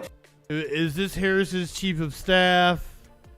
Just an assistant or something? She's kind of cute. She's getting into it. The song is really good. I want the translation. Do we get it from the New York Post here? We want to know, Kamala, what did you come here for? We want to know, the man sang. The vice president is here making history. We want to know what she thinks of the colony. Hear, hear. So one more time, the song was, we want to know, Kamala, why did you come here?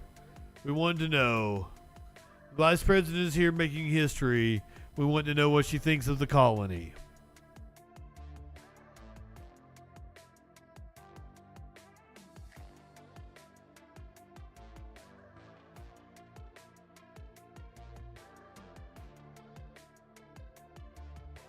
Let's go to Arizona, where a state representative. Nope. State Senator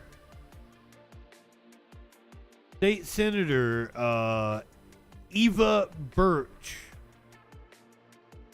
State Senator Eva Birch, in front of the Arizona Senate, gave this speech about why she plans to get an abortion. I wish I could tell you otherwise, but after numerous ultrasounds and blood draws, we have determined that my pregnancy is once again not progressing and is not viable. And once again, I have scheduled an appointment to terminate my pregnancy. I don't think people should have to justify their abortions, but I'm choosing to talk about why I made this decision, because I want us to be able to have meaningful conversations about the reality of how the work that we do in this body impacts people in the real world. I don't know how many of you have been unfortunate enough to experience a miscarriage before, but I am not interested in going through it unnecessarily. And right now, the safest and most appropriate treatment for me, and the treatment that I choose, is abortion. But the laws that this legislature has passed has interfered with my ability to do that, along with countless others. And I want to explain what I mean and why I'm still pregnant as I address all of you today, despite having known about the unavoidable demise of my pregnancy and despite having been to the abortion clinic on Friday where they were equipped and prepared to perform my abortion. My medical provider was forced to tell me multiple things that don't apply to my situation and some that are just transparently, factually false. And they do this because of laws passed by this legislature in opposition to medical expert testimony and advice. And from where I sat, the only reason I had to hear those things was in a cruel and really uninformed attempt by outside forces to shame and coerce and frighten me into making a different decision other than the one that I knew was right for me. There's no one-size-fits-all script for people seeking abortion care, and the legislature doesn't have any right to assign one. I'm a perfect example of why this relationship should be between patients and providers. I'm choosing abortion because I'm pregnant, and for reasons that I should not have to explain to you or to the church or to the state of Arizona. I need to not be pregnant anymore. That's the best outcome for me. Now, I understand that there are a lot of sensitive feelings surrounding pregnancy and that there are philosophical questions that people cannot agree on. But leaders and experts have been talking about those things for years in this country, and if doctors and political leaders and advocacy organizations and religious organizations and faith groups and scientists have not been able to come to any consensus about the answers to these complicated questions, then I think we can all agree that the right people for that job are not here in the Arizona legislature. Arizonans deserve the freedom and the liberty to make those decisions for themselves. I will never try to force someone to have an abortion.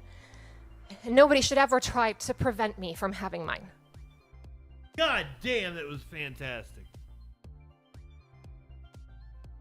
And that was State Senator Eva Birch from Arizona. Arizona State Senator Eva Birch. I applaud your courage. You're a hero, ma'am.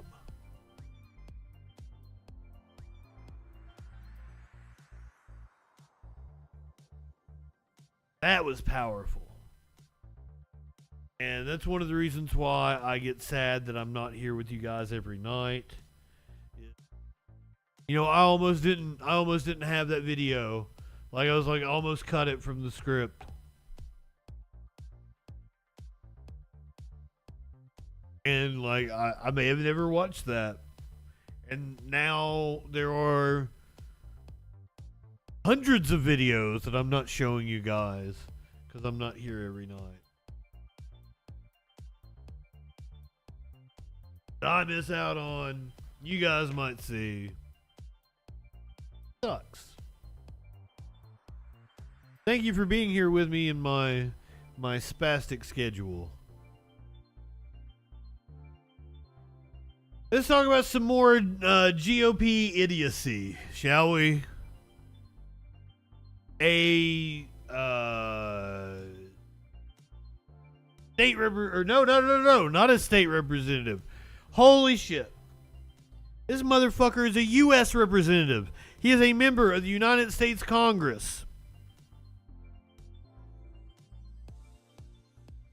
Wrongly accused a man in the Kansas City parade shooting. The man is now suing a Tennessee congressman over his social media posts, asking about the possibility of future defamation litigation against public officials. An attorney working as Denton Loudermills' legal advocate said, "We're just getting started." This is U.S. Representative Tim Burchett of Tennessee. Denton Loudermill, the Kansas man who erroneously was accused of being the shooter at the Kansas City Chiefs victory parade, has filed a defamation suit against U.S. Representative Tim Burchett of Tennessee. The lawsuit, filed in U.S. District Court in Kansas, alleges Burchett shared photos of Loudermill on his personal social media account, saying he was one of the shooters and referring to him as an illegal alien. They're seeing illegal aliens everywhere now. They're all illegal aliens. Remember, Fox News played a clip. They had a live interview of what was the Guardian Angels or some shit, whatever they were calling themselves. They were dressed up in stupid military outfits with berets and shit. And they were like, this man's been accused of shoplifting and he's an illegal alien. He hadn't shoplifted anything, and he wasn't illegal. These people think everyone's an illegal alien. Absolute right-wingers are fucking morons.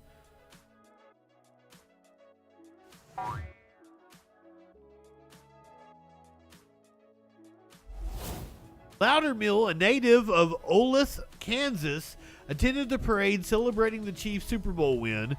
An argument broke out during the parade and ended in the shooting, which killed one person and wounded more than 20 people. Loudermill's lawsuit states that he attended the parade and was detained by police following the shooting for moving too slow as law enforcement was clearing the area. What bullshit. As he sat on the curb in handcuffs, people took photos of him and shared them on social media. Police did not charge Loudermill with any crime. Burchett later deleted the tweet, but included a screenshot of it that is still visible in a separate post. Attorneys for Loudermill allege he has received death threats as a result of Burchett's post. He's asking for $75,000 in damages for acts considered willful, wanton, reckless, and malicious. A spokesman for Burchett said, "Our office is not able to comment on pending or active litigation." In February, Loudermill told The Independent that sometimes I'm afraid to go outside of my house or think that somebody, this is the guy that I thought this was Burchett. My bad. I'm sorry. This is Loudermill. I don't mean to mock him. He's afraid to go outside of his house, thinks that somebody's going to come into his house because some people probably don't even see that I was innocent. Loudermill's lawsuit did not include several members of the Missouri State Senate Freedom Caucus, who also helped spread incorrect information about Loudermill and the mass shooting on social media. Asked about the possibility of future defamation litigation against other public officials, Loudermill's attorney said, "We are just getting started." So maybe they see illegal aliens everywhere.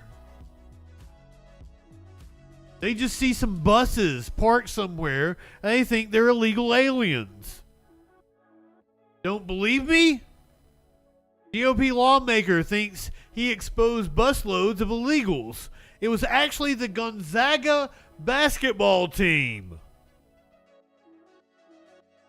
Matt Maddock, an election denier who has predicted another U.S. Civil War, shared pictures of NCAA athletes to push a conspiracy theory about immigration.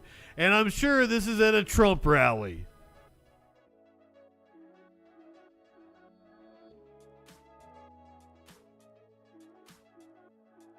March Madness is certainly in full swing. On Friday, the 5th-seeded Gonzaga Bulldogs take on the top-ranked Purdue Boilermakers in the Sweet 16 round of the men's NCAA basketball tournament in Detroit. What's Nordberg? I fucked up the joke. What's Nordberg doing in Detroit? It should be an epic showdown for a dominant pair of teams, but Michigan State rep Matt Maddock apparently had issues more pressing than college sports in mind when he posted an alarming tweet on Wednesday night. Happening right now. 3 buses just loaded up with illegal invaders at Detroit Metro. Anyone have any idea where they're headed with their police escort?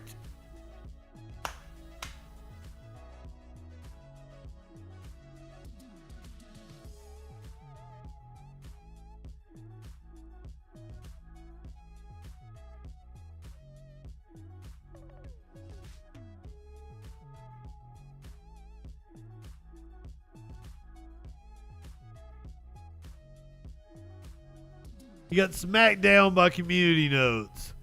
Maddox's pointed question, which has apparently been viewed 4 million times on Twitter, is of a piece with a far-right conspiracy theories about how the Biden administration is secretly flying thousands of migrants into the country. These unfounded claims have fueled belief in the so-called Great Replacement theory, which holds that the population of white Americans is being overwhelmed by non-white demographics with the help of Democrats. I've got cat hair in my mouth. And other nefarious actors like the Jews. That racist ideology has inspired mass shootings and found proponents in the likes of Elon Musk and House Speaker Mike Johnson. The Maddox tweet might then have been no more than the usual paranoid ravings of a rank-and-file GOP politician who denies the 2020 election results and believes the U.S. is headed to civil war, except in this case, he had identified transportation for Gonzaga's basketball team. They had arrived for their Friday game with Purdue as evidence of an influx of undocumented migrants. Even when confronted with this likelihood, he dismissed it as a commie talking point. Maxwell White, a producer for Detroit's WXYZ Channel 7, confirmed that the buses were for Gonzaga, while Representative Eric Swalwell of California ridiculed Maddox for the mistake. On Thursday, Twitter appended a community note correcting the original post.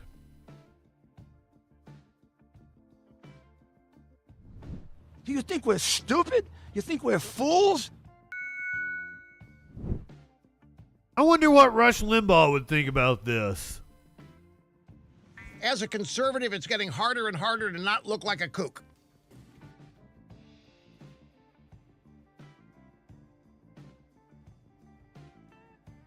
Me too, Rush. Me too.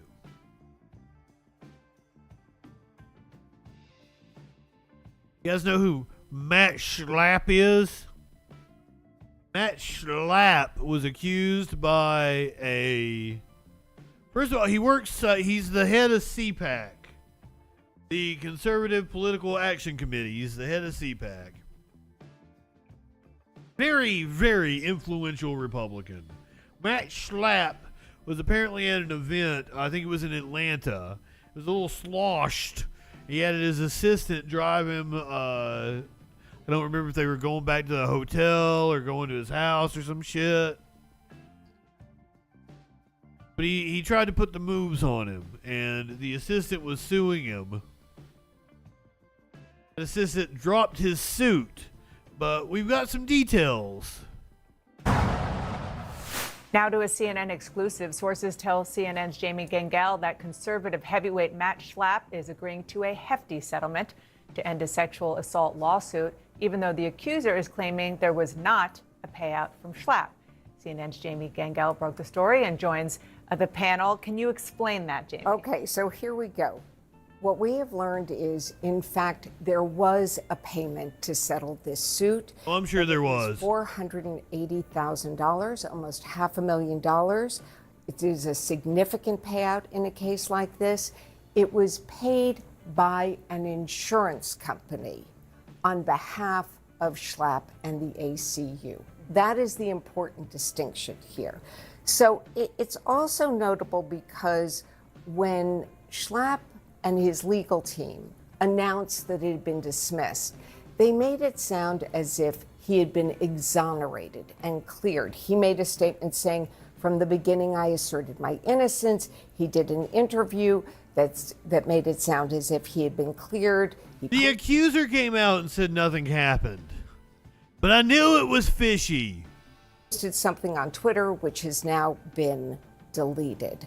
I think what they did was they were trying to do a PR move, what they thought was clever the first day, and make it sound as if he had been exonerated, when in fact he had not. So let's take a step back. You have done some reporting on this as well, to why this happened in the first place, about the allegations, the text messages, and other evidence that I know that you, just like you have as well, reported in the past. Well, and not only this allegation being exceptionally well documented in Which is, can you explain what the allegation is? That it was a campaign staffer for the Walker Senate campaign in 2022 who said that when he was assigned to drive Matt Schlapp to a campaign event, they went out drinking that night, and that Matt Schlapp groped him without his consent, which is something that Schlapp denies. But that was corroborated by text messages between them at the time and the staffers' accounts to a handful of people on that day, all of whom confirmed it. Not only that, we found out in the course of the litigation, if this case had gone to trial, there were depositions taken of previous accusations that the CPAC board and officers were aware of, that were reported to them, two previous instances where Schlapp allegedly made unwanted sexual advances. Amy. So one of the important things that Isaac has raised is the contemporaneous witnesses. There were already a lot of depositions taken in this case, and there were some upcoming depositions that I am told could have been very damaging and embarrassing for Matt Schlapp. One of the things, Carlton Huffman, who was making the allegations, he reported this in real time to the campaign manager for Herschel Walker, who we interviewed at the time of the allegations. I spoke to him again recently. They thought the allegations were credible. They also pointed out that Matt Schlapp, who they knew, never called them and pushed back on any of it. I mean, extraordinary reporting, and that is a lot of money. I want to make a turn, staying with Republican politics, to a story that you have today, and I'm just going to get your views on it. And a lot of money, but it's not enough to pay Trump's bill in New York. By Republicans to try to catch up with the notion of their voters just barely to organize for early and mail voting. They're trying to do that despite pushback from, once again, the guy at the top of the ticket, or will be Donald Trump. I'm going to read from his piece and Isaac's piece. Republican officials privately say whether Republican voters adapt to early in-person and mail voting could swing the 2024 election in closely contested states, but those efforts remain in tension with the fraud claims that animate Trump and the grassroots movement. Good. Not just, if I may, the tension and fraud claims that are coming from within. It's what Donald I like fucking Smokey like put a hair balm in my tea or something. I keep getting cat hair. It's killing me. What'd you do to me, cat? All right, we're getting ready to get into the kind of hardcore stuff. We got a couple of murders, some sexual assaults, some real hairy stuff here. So if you want to miss out on that, you want to come back for the police chasing the front loader, though. You really want to come back for that. I would say stick around until we do the dude that shot his wife with his dick out. You do you. If you want to skip out on some of the more gory stuff, I'd say give us about 15 minutes, maybe 20. But you really want to be here for the cops chasing the front loader. That seems like that's a fun ride. But first, we're gonna start with this harrowing incident that happened in Charlotte last night, where a plane had to make an emergency landing. You have some breaking news this coming overnight at the Charlotte Douglas International Airport. An emergency on board a plane that caused an evacuation and at least one injury. That's right. I ain't fucking flying. See fire trucks, medic ambulances on the tarmac in this video. Take a look. This was around 12:30 this morning. Never gonna fly again. Look at this. The Frontier plane with both its rear emergency evacuation slides deployed. Again, we do know at least one person was injured. And our Mary Calkins is live at Charlotte Douglas this morning. Mary, you've gathered a lot of information for us overnight. Where do things stand right now? Well, Mary, where I am right now, this is the very top of the parking deck, and I'm actually going to step out of the way so my photographer can zoom in and show you what we're dealing with now. What you're looking at, that is a tiny bit of that Frontier plane's tail sticking out above the building. Now, here's what we know at this hour. Frontier Flight 1759 was... I'm never riding a fucking carny ride for its flight to Orlando. Now, according to Frontier, at one point during that process, a strong odor was detected throughout the aircraft. The airline told us, as a matter of precaution, the captain issued an evacuation notice. Passengers exited the plane both through the jet bridge and down those evacuation slides. A Frontier spokesperson said initial reports indicate no visible smoke or fire was observed. We spotted several medic ambulances arrive and leave. Our crew also saw one person on a stretcher inside the airport. Medic confirmed to us they transported one person with minor injuries from a fall. Take a listen. Starting medics Alpha 22 for a knee injury.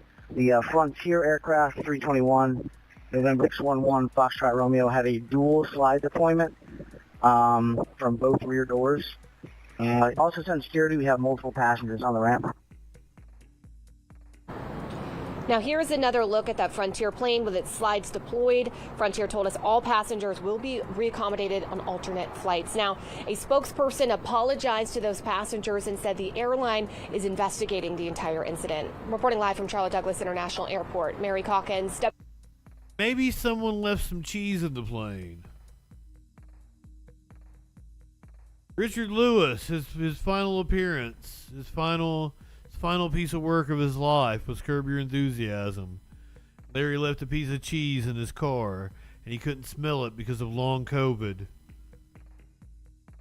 He's going out with this woman on their first date, and she goes to pick him up, which was his real-life wife, which I thought was cool.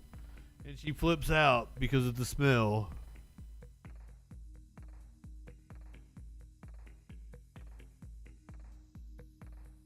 A man got 10 years for shooting his wife. Family of the wife is speaking out. Apparently, he had his dick out while he did it, and there's video, because that's the picture. There's the gun. His robe is completely open. Fatally shot his wife. Oh, hold on. Probably hit the content warning on this one. This man fatally shot his wife, but was sentenced to only 10 years in prison. Now there's anger at the all-female jury. We warn you, this video is intense. It's a chilling moment as a husband driven mad with jealousy stands in his driveway. 60-year-old Carrie Birmingham is wearing only a robe, and that shotgun he's holding, it's aimed right at his wife, Patricia. You really want this on video? I'll pull it. I'm mad enough at this boy. Your neighbors are going to see you pointing a gun at me. All right, goodbye, Reese. You gonna meet Jesus. And with that, he pulls the trigger, shooting Patricia 3 times in the face. Hope it was worth it. The evidence was rock solid. After all, every moment of the murder was captured on video.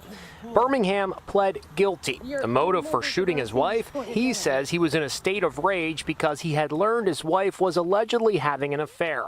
But her family says that's simply not true. The defense wasn't about justification. It was about why he did what he did. The evidence was presented to the 12-member jury, which in this rarely happens, consisted entirely of women. In a surprising turn, they allegedly sympathized with the wife killer, sentencing him to 10 years instead of the 20 years prosecutors wanted. Jury consultant Joellen Demetrius. What the fuck? What this says to me about the all-female jury is that they clearly heard and saw something in that video that made them feel sorry for Mr. Birmingham.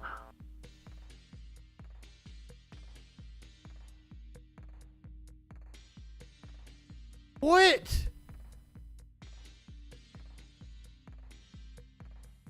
Guys.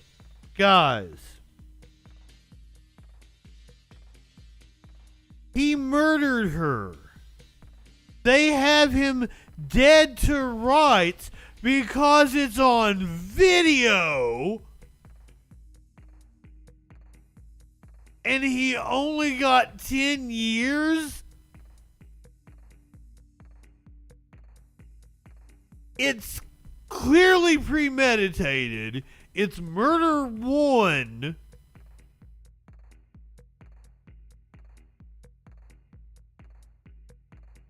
I'm stunned. Did what he did. The evidence was presented to the 12-member jury, which in this rarely happens, consisted entirely of women. In a surprising turn, they allegedly sympathized with the wife killer, sentencing him to 10 years instead of the 20 years prosecutors wanted. Jury consultant Joellen Demetrius. What this says to me about the all-female jury is that they clearly heard and saw something in that video that... Wait a minute, how big is his dick? They clearly saw something in the video that swayed them.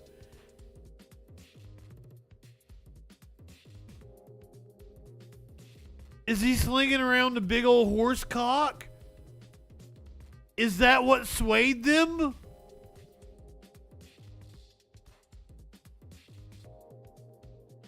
Or is it the opposite? And he's got a little tiny pecker. Looks like a button on a fur coat. So they felt sorry for him. What happened?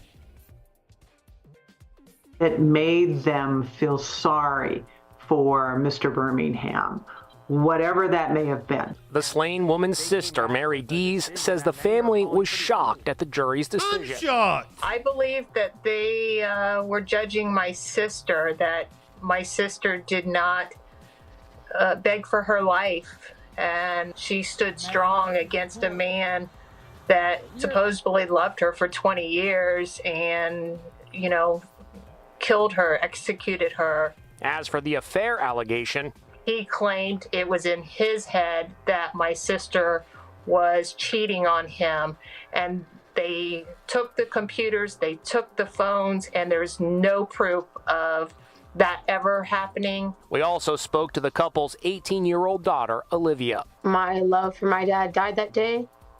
Even if he's still alive, it's when I look at him, it's not the same person.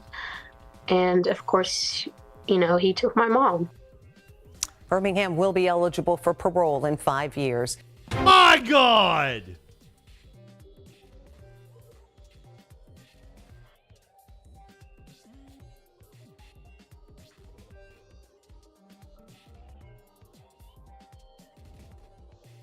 There are people doing life sentences for fucking pot.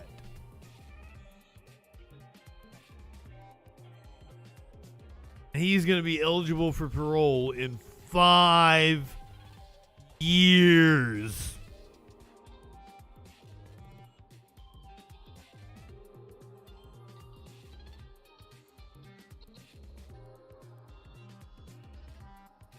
Well, yeah, if she is cheating, that does not change the fact I am still convicting him. That doesn't change anything. And the fact that she stood up to him makes me that much more sympathetic to her. Next one is really, really graphic. Going to Mississippi, where a third cop has been sentenced for torturing a black man. A former Mississippi officer has been sentenced to prison for torturing 2 black men last year. A judge sentenced Daniel Opdyke to 17 and a half years behind bars earlier today.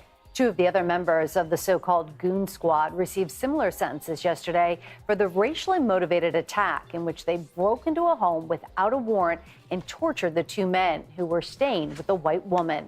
3 more ex-officers are expected to be sentenced this week. Our own CBS News national correspondent Errol Barnett is following the story for us from Jackson, Mississippi. Errol, this is so bleak, so horrific. We understand that one of the victims had to walk out of court today. What was that about?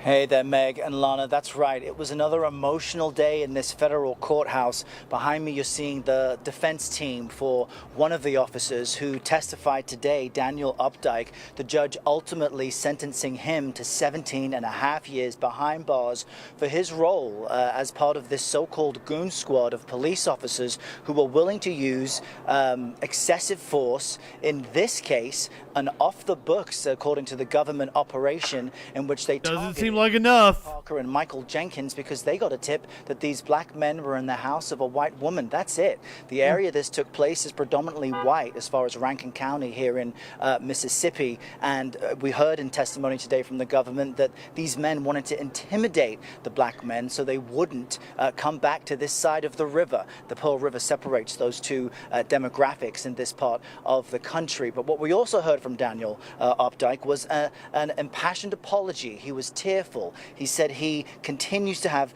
nightmares from what he did. He said he was a coward for not stepping up for these men. He said he hopes his sentence brings some sort of closure for the victims. But for Eddie Parker, who was just yesterday accepting the apology of Hunter Elwood, the first officer sentenced to 20 years, it was too much for him. He told me because his aunt, who was sitting next to him, was too emotional. They do not buy the tears. They do not accept the excuses because according to Eddie, the victim, each men took turns abusing them. The government also said that Mr. Opdyke took a kitchen instrument and inserted it into the men. So they were sexually abused, they were terrorized, they were assaulted.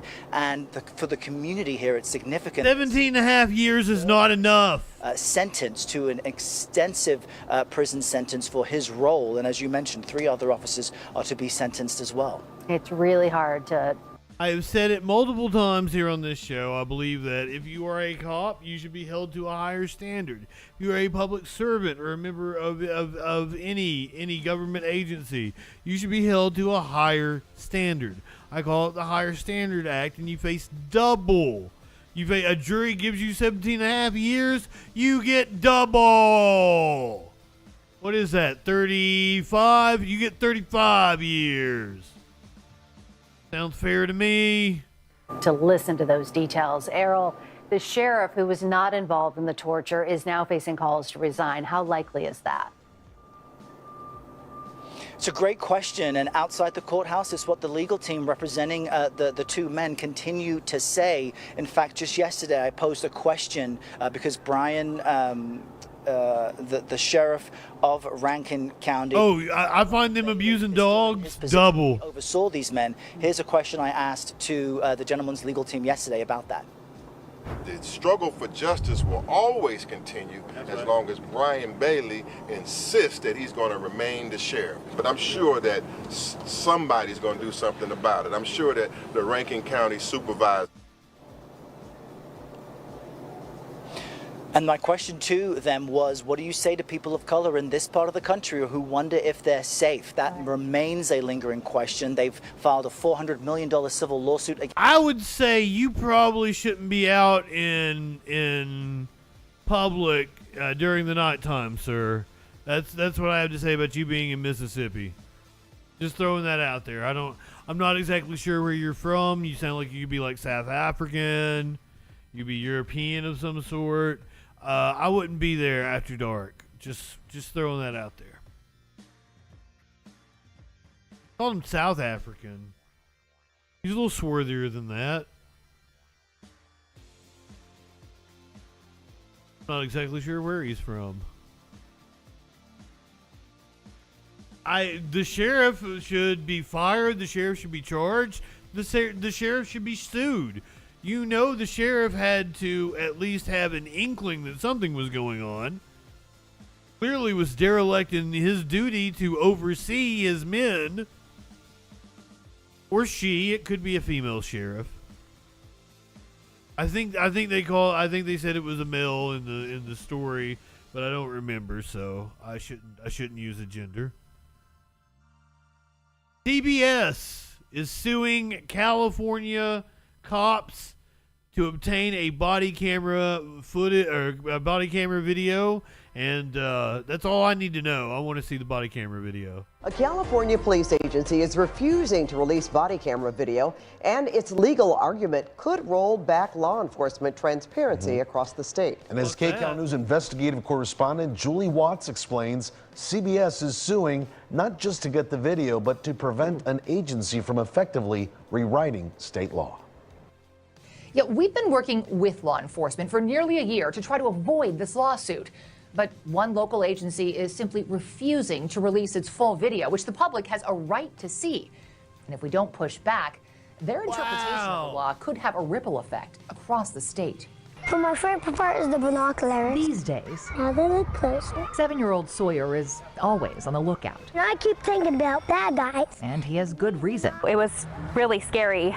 Sawyer's mom, Kelsey, decided to take the kids to this popular park last April during spring break. There were kids all over, kids at camp and kids without parents. Little did they know, a Highway Patrol Special Task Force had already made what turned out to be a fatal decision: to serve a planned, high-risk search warrant to an armed felon at a public park without clearing the park or notifying local police. I just really don't understand why they chose this park that day. Multiple shots fired, suspect, white male. For days, CHP had been surveilling a felon with a history of running from police. But instead of serving the warrant at his home, they chose to wait until he took his dogs to a busy park. And then we see cops chasing after a criminal. Court records allege when officers confronted suspect Eric Abril, he began shooting at them. Officer confirmed gunshot wound to the chest and hand. CHP fired back as Abril ran toward the batting cages. That's when we got on the ground. Where kids were playing. And then gunshots were fired. Roughly 20. Bullet holes near the batting cages revealed just how close the children were to being shot in the crossfire. It was terrifying. Jim McKeegan and his high school sweetheart Patty were out for a walk. They just celebrated their 50th anniversary. It would be their last. He's going to shoot the hostage. As local police swarmed the park, Jim was killed and Abril used Patty as a human shield.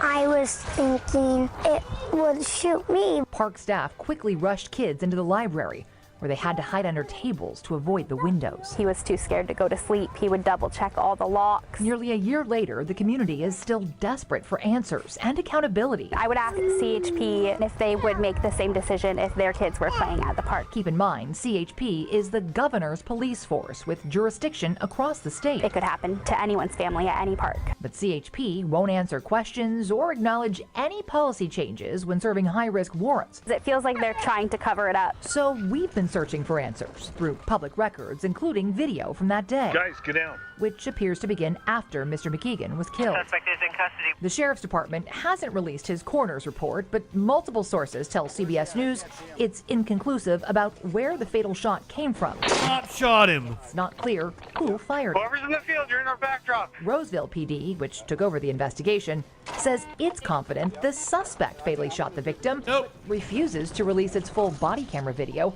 releasing just 4 39-second edited clips. 123 Crossfire, I was the one who fired which appear to show officers shooting at each other amid the chaos, but provide little transparency or context for what went wrong that day, the risk to the children, the McKeegans, and to officers. Drop the gun! State law requires agencies release any recording that relates to a law enforcement shooting or critical incident. For instance, remember when 14-year-old Valentina was killed trying on quinceañera dresses in a Southern California dressing room? Yes, I covered this. A stray bullet pierced the dressing room wall, killing Valentina, who died in her mother's arms while hiding and praying. Per LAPD policy, based on state law, they had to release the video of the actions and events leading up to and including the critical incident. San Francisco PD has a similar policy and hosts its videos on the city's YouTube channel. But Roseville PD is now attempting to rewrite state law. Instead of releasing recordings that depict an incident involving the discharge of a firearm, they claim they only have to release the video of the discharge of the firearm. The video is public property. San Francisco Assemblymember Phil Ting wrote the law that Roseville's trying to change.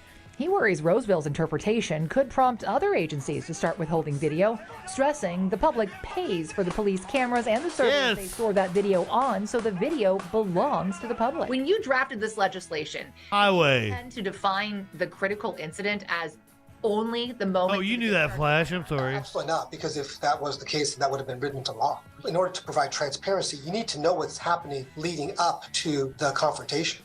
And in California, if a public agency refuses to release a public record, your only option is to sue. I imagine it'll be a court decision on this. Law enforcement consultant John McGinnis supports police transparency, but the former Sacramento County Sheriff also supports Roseville PD in this case. Roseville PD is saying, we're not going to abide by the law. We're going to make you sue us to get this video, and taxpayers are going to have to foot the bill.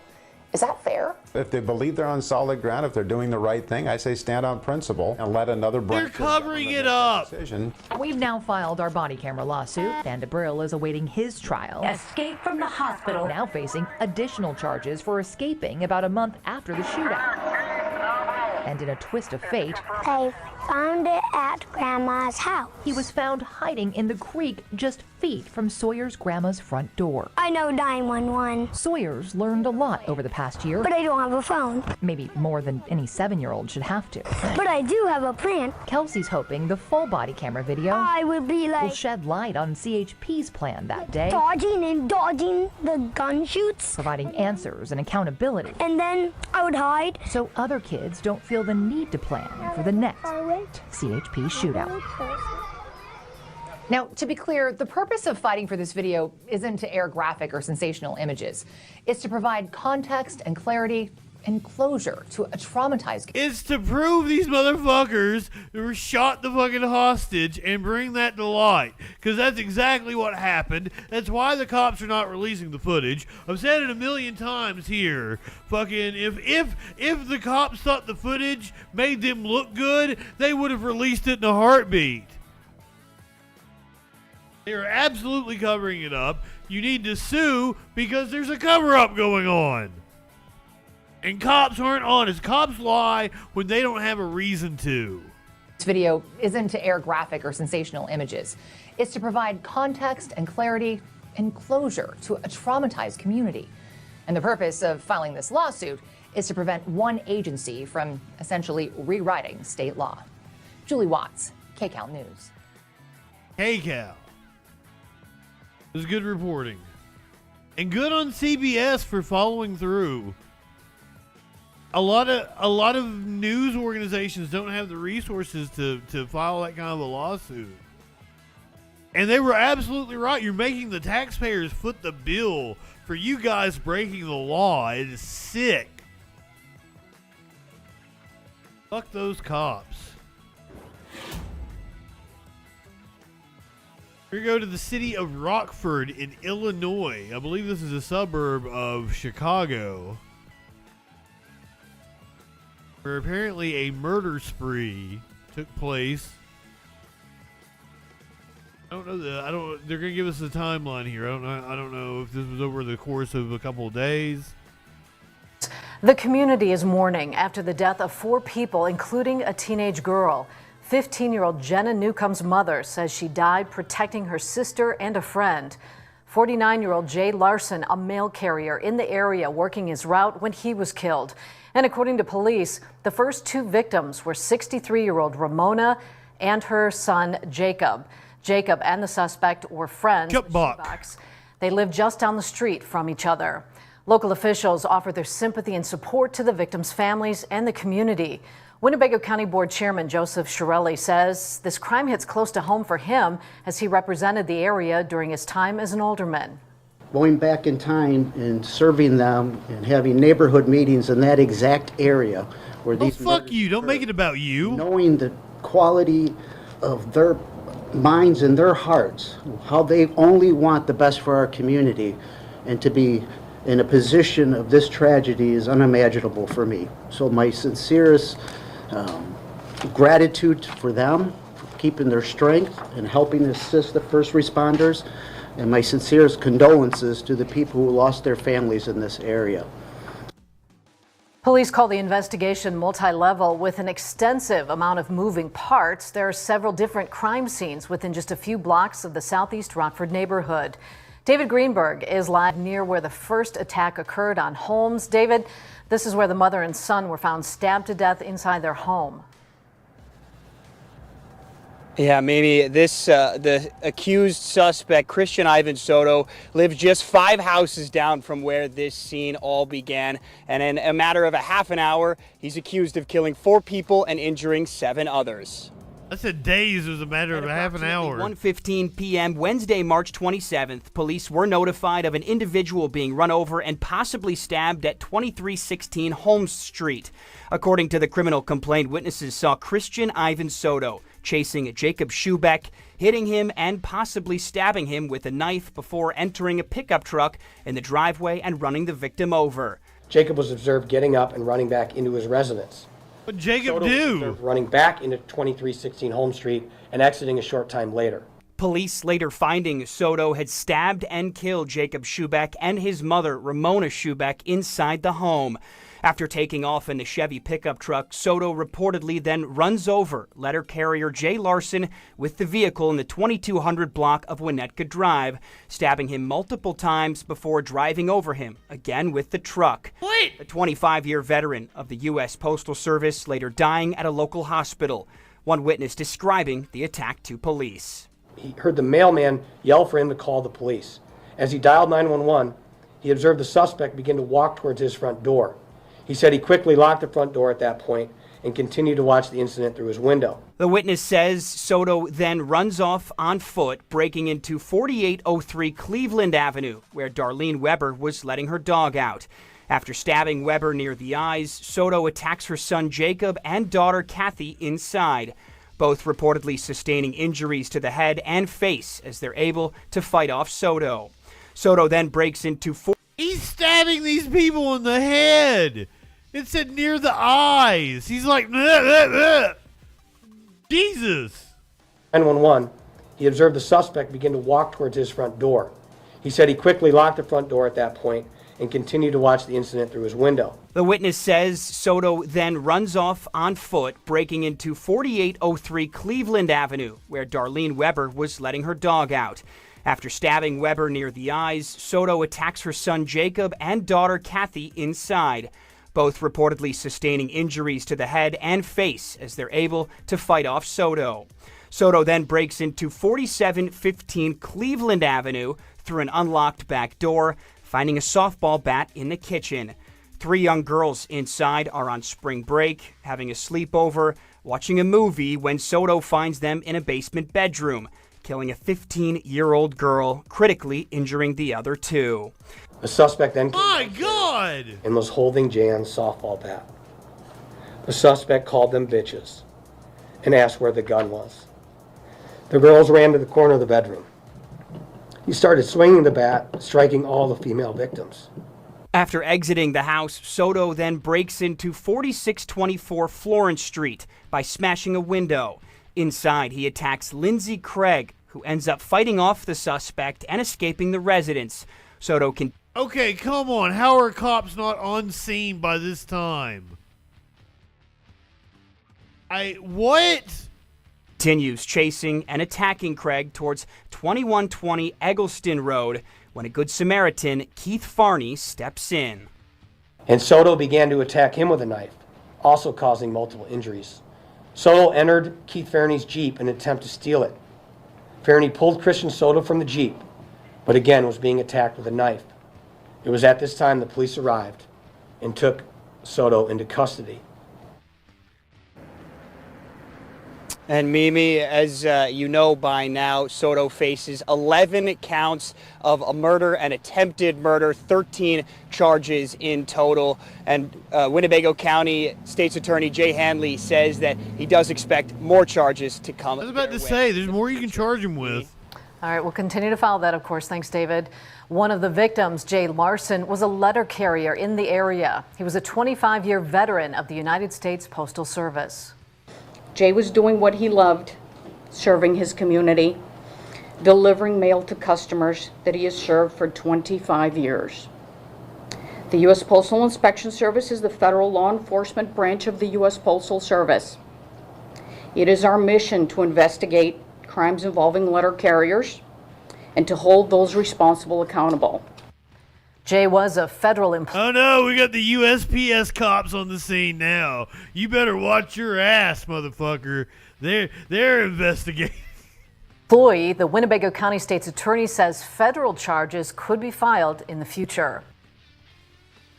I would expect a hell of a lot more charges coming his way. They just charged him with like the main shit to keep him in jail, keep him from getting a bond. Holy fucking shit. I've gone back and forth on this one. This is probably going to be really sad. I don't think I'm going to do it. I'm going to...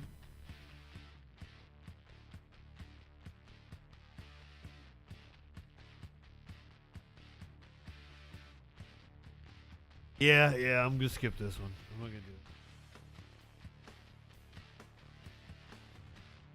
it. See, this one sounds like it could be fun, but it's probably also going to be really sad.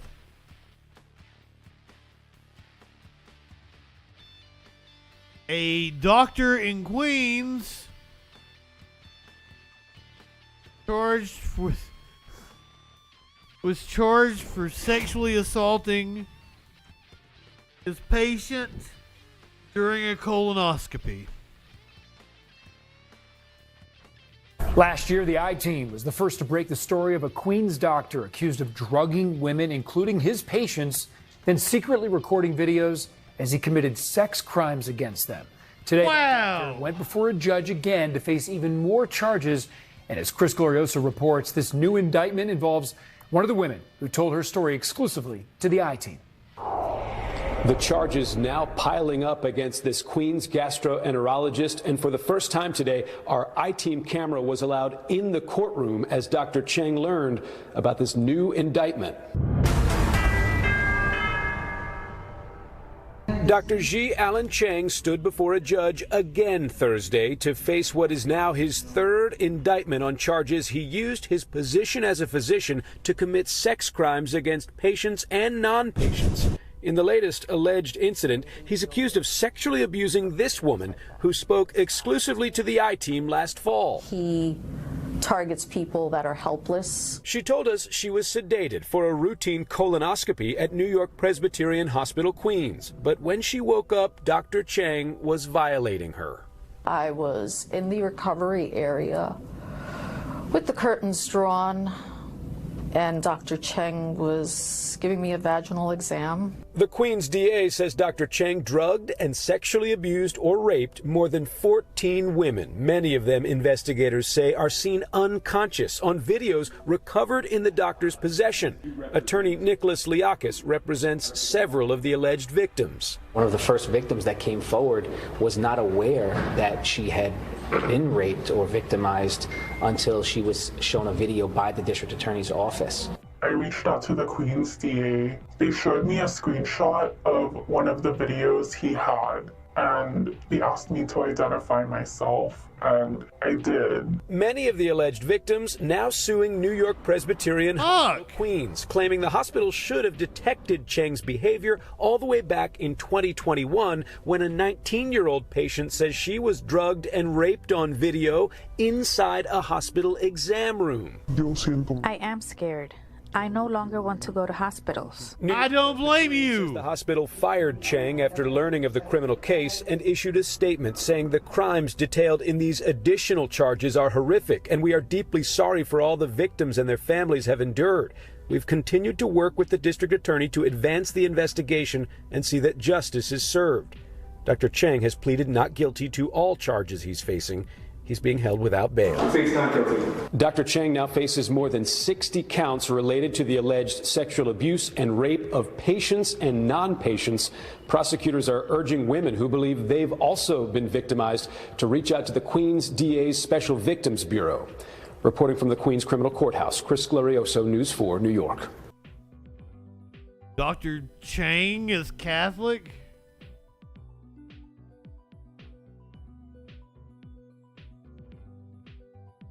Absolutely disgusting behavior.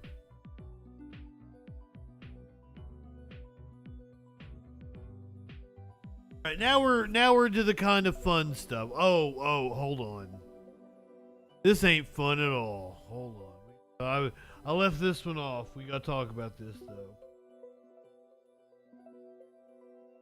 How can I not talk about this? I am very, very much a happy man about the fact that I have never, ever in my life enjoyed the music of Sean Puffy Combs.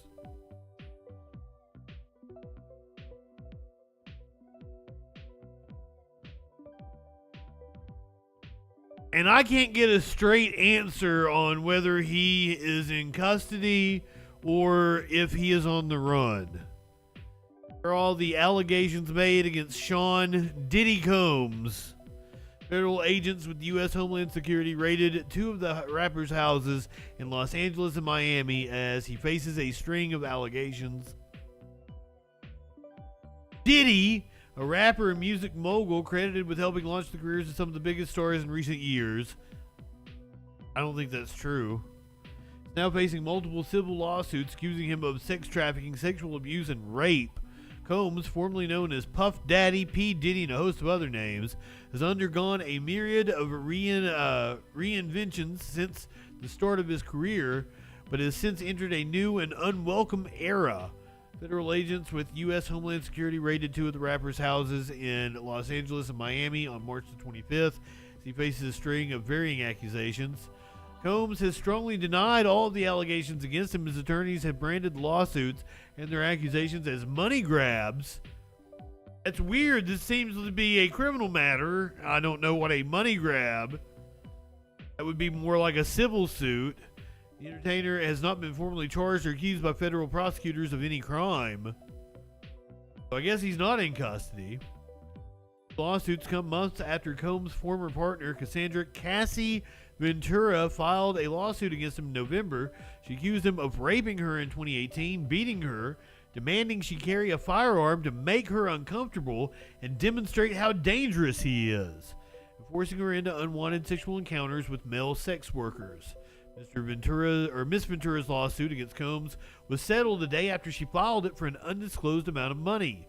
The slew of allegations and lawsuit against Combs date as far back as the 1990s, when he founded his own record label, Bad Boy Records.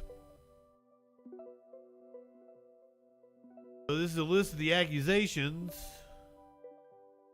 Besides Cassie, Rodney Little Rod Jones, in the most recent lawsuit against Combs filed on the 22nd of February. Producer Rodney Little Rod Jones alleged he was subjected to unwanted advances by associates of Diddy at his direction, and he was forced to engage in relations with sex workers Combs had hired. The producer, who worked for Combs between September of 2022 and November of 2023, claimed Combs sexually harassed, drugged, and threatened him for more than a year. Jesus. says he has video and audio evidence of Combs, his staff, and others engaging in serious illegal activity. Joey Dickerson-Neal, November 2023, Dickerson-Neal filed a lawsuit alleging that Combs drugged her, sexually assaulted her, and secretly recorded the assault while she was a college student in 1991.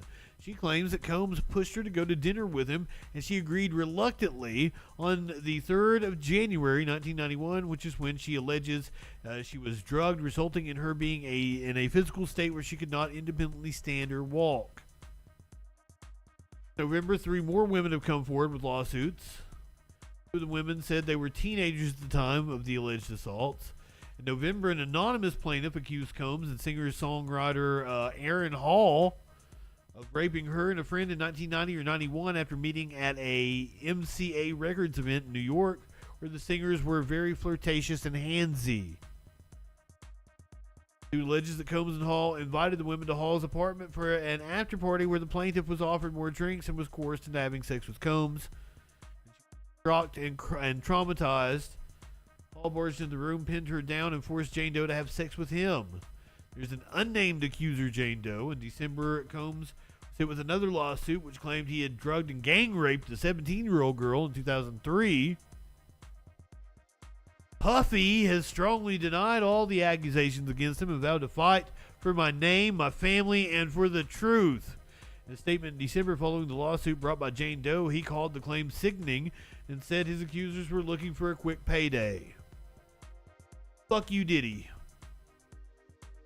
Okay, here's what Usher reveals he saw at Diddy's home at 13. I lived with Sean Puffy Combs for a year. It was curious. I got a chance to see some things. Yeah, but you were 13. What were you seeing? I went there to see the lifestyle. Right. And I saw it. And it was, but I don't know if I could indulge and understand what I was even looking at. It was pretty wild. So nobody tried to, some woman didn't come along. I didn't say that. Okay. I didn't say that. What I did say is that there were very curious things taking place. And I didn't necessarily understand it.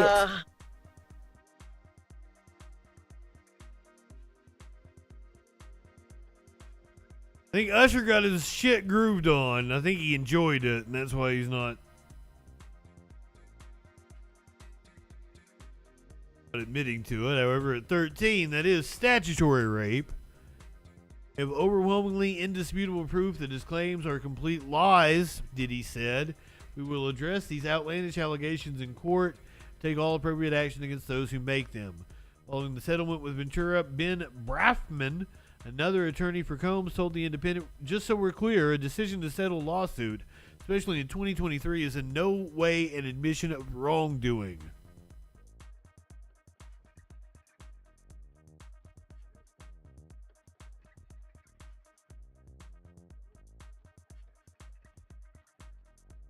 Never liked P. Diddy. Oh, absolutely, it can still be rape. I don't know. That's the way I read that. From that little snippet by Usher.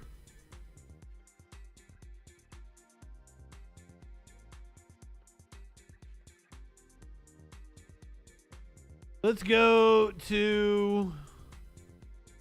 Yeah, you can't get a longer video of this. Okay. Do have a longer version of this. Let's watch the.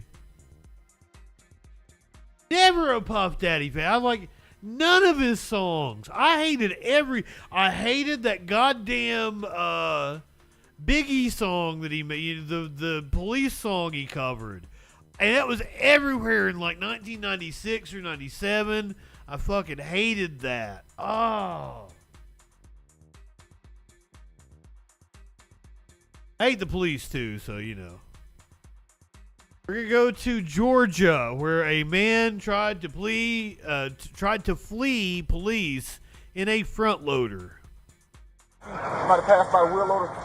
Okay, is it like a tractor? Yeah. Okay. Any idea what he's doing? No idea. No, we have no idea. Stop. Stop. Hey, stop. Radio, an individual who's driving a four-wheeler tractor He is not stopping for me. I have no way of stopping this vehicle. No, you don't. He's gonna go out the main road. Watch your dick, he's ready. I can't control him. Grab your machine. What is it? One of those things? How fast is it? They can get up to probably about 30. Okay, grab that. Quick. Making a left.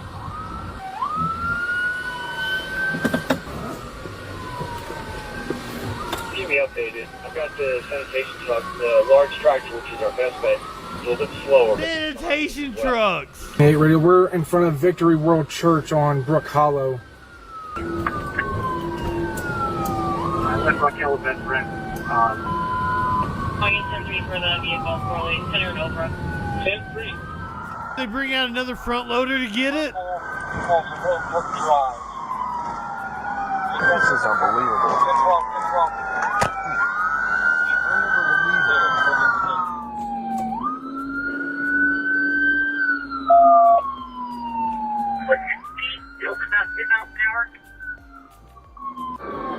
Keep him up! Hey! Flip it! If you can flip it!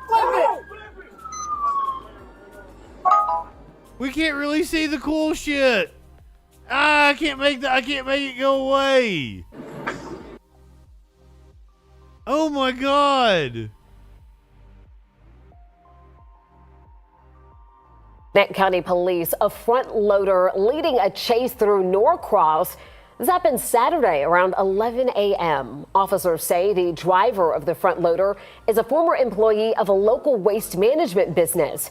They say he stole the vehicle and drove it for miles, even hitting busy streets like Jimmy Carter Boulevard. You can see officers eventually used a second front loader to flip the suspect's vehicle onto its side and take him into custody. There you have it. Finishing up our breakfast. That happened about 5 days ago in Gwinnett County. Cops are fucking useless. Speaking of useless, apparently the architects, the sculptors of this statue, they were pretty useless when they constructed this statue of Kobe Bryant to go outside of Crypto.com arena. By the way, Sam Bankman-Fried sentenced to 25 years today. Fuck him. The Kobe Bryant statue apparently contains multiple misspellings. The statue immortalizing Lakers legend Kobe Bryant has been keeping a watchful eye over fans entering Crypto.com arena for a little over a month. There is a problem, though. Someone didn't have a watchful eye when it came to spelling on the statue, and now multiple errors have been found and, of course, going viral. KTLA's Rachel Menitov is live at the crypt with details and reaction. Idiots! Rachel, not the attention the Kobe statue wanted. Sam, no, not exactly. And we've heard a range of reaction from fans today. Many are just seeing these mistakes for the first time and understandably disappointed. Some wonder why the misspellings were not caught earlier on in the process. But on the flip side, many people say that mistakes are a part of life and can be corrected. It's become a destination spot, a place to pay tribute and reflect on the legacy of Lakers legend Kobe Bryant. The statues are perfect. It's set for that, you know. But today, visitors like Oscar Arroyo are also taking notice of the recently discovered misspellings etched in the marble replica scorecard from Bryant's 81-point game between the Lakers and Toronto Raptors in January of 2006. It's no excuse for that, because this is a monument that's going to be still forever, right? For something so big like this, you would think that someone would have proofread it or, just double checked it. The fact that you're going to build a nice statue dedicated to Kobe and then not spell things right on it, it kind of does take away from.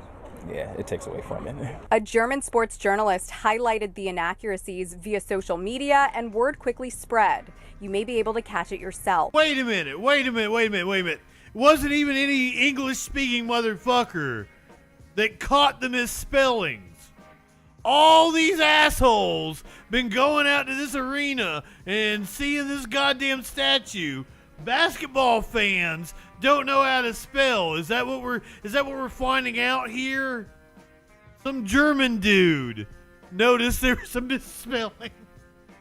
Raptors guard Jose Calderon and Lakers forward Von Wafer both misspelled. The word decision, written next to the teammates who didn't play the game as a result of a coaching decision, is misprinted twice. Wow! Fans from Canada say the typos are pretty glaring. It's a little sad because those are pretty famous players. So yeah, it's a little embarrassing. Lee James, visiting from Arizona, says he believes there's actually a lesson to be learned from these few errors. It's immortalizing Kobe, and he'll let you know from the very beginning that he's human and he's gonna make mistakes too. So could Kobe not spell? Was he illiterate or some shit? I know, didn't he come straight out of fucking high school and go into the NBA? But still, I'm sure he could probably spell basic. He could spell decision. You can tell me Kobe Bryant couldn't spell decision. I guess it's probably only fitting that a couple of mistakes are on here. The fine art studio responsible for the statue, Rotblat Amrani, out of Highland, Illinois, which has done so many of LA's famous sports statues, said it couldn't comment on the origin of the inaccuracies, but did tell KTLA they would be fixed. An important promise to Kobe's lifelong fans and admirers, like Nancy Solace. Just fix the mistakes and just let them rest in eternal peace with everyone who was lost that day. And according to ESPN, a Lakers spokesperson said they've been aware of the misspellings for a couple of weeks now, and they're working to repair them. That's the latest downtown outside of Crypto.com Arena. How long has that statue been there? It doesn't say. How long has the statue been there?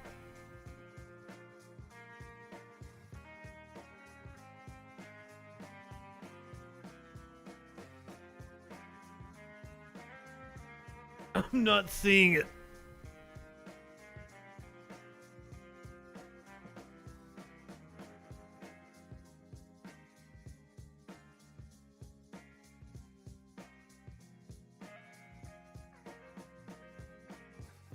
It was recent, it says.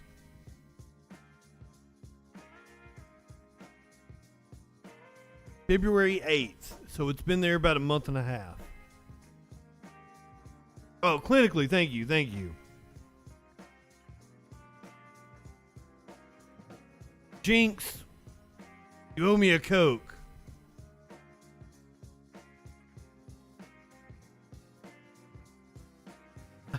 I feel icky talking about this story.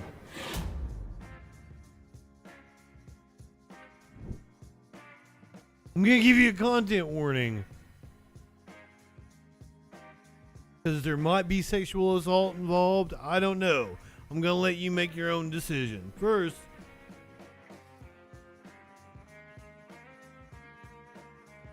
I'm gonna do some mushrooms here in about a week. You know, I haven't talked about Dan Grenshaw's eye pussy in a while.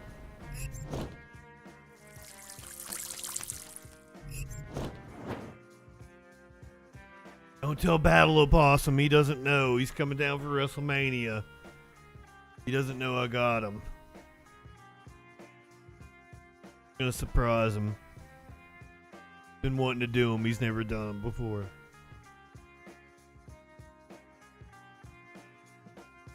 And then I'm seeing Maynard.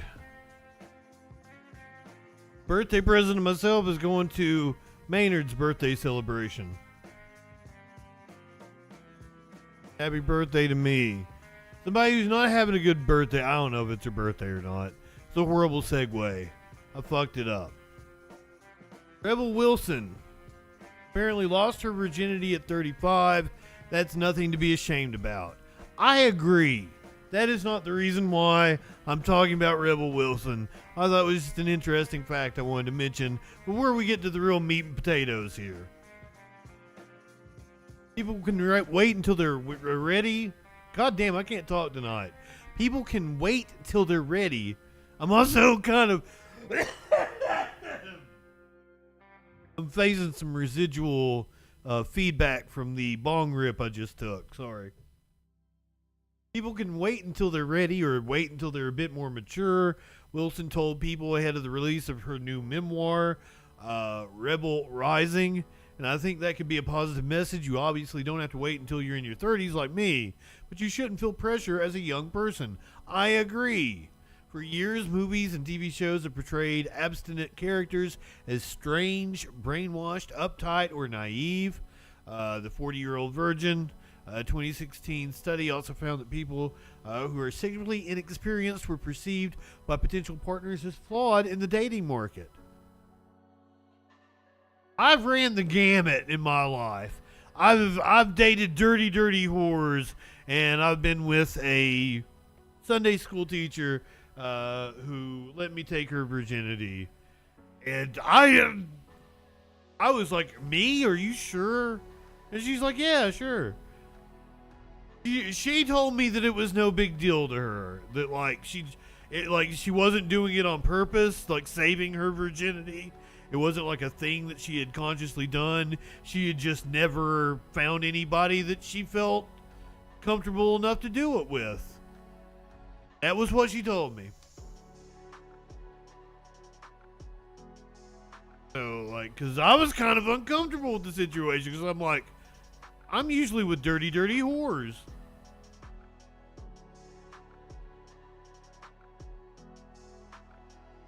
Sex experts don't see it this way. In reality, choosing boundaries can be empowering for those who want to exhibit agency over their bodies and relationships. Abso-fucking-lutely. There's just as much power in saying no as yes. Thank you, Amanda McCracken, a sexual empowerment advocate, which sounds like a grifty kind of job. Each person's relationship and sexual journey is different, so there's no need to stress if Wilson's story sounds familiar.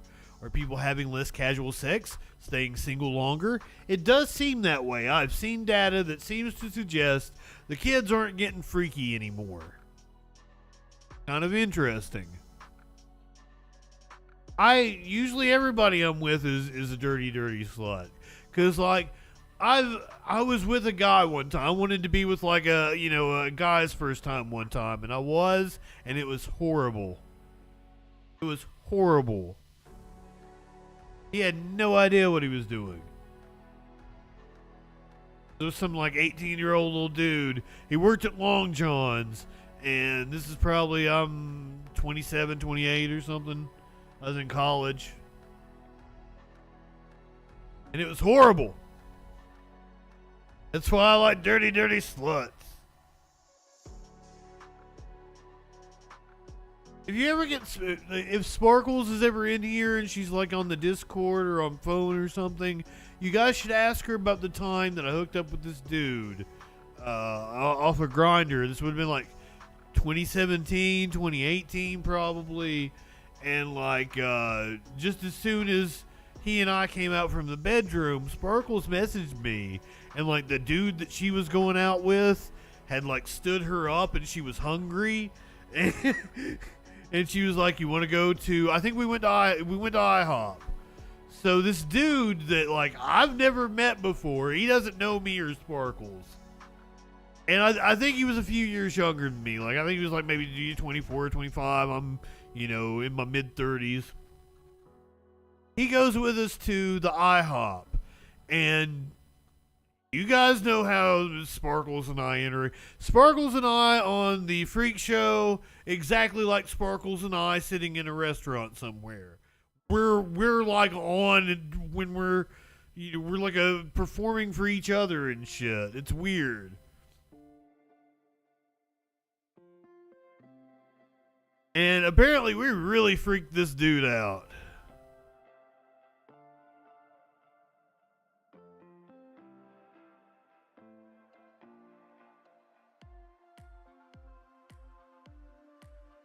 Your therapist? Well, I mean, being an ace is no big deal. If it's like my ex. I just never met anybody that I wanted to be. She hung out with me and she was like, "Hey, let's have sex," and I'm like, "Are you sure?" We can just make out and fool around and stuff. I'm no pressure.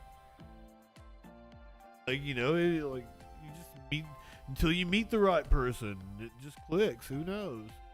I'm not the right person to talk about relationships or anything like that. Like, I live such a weird life.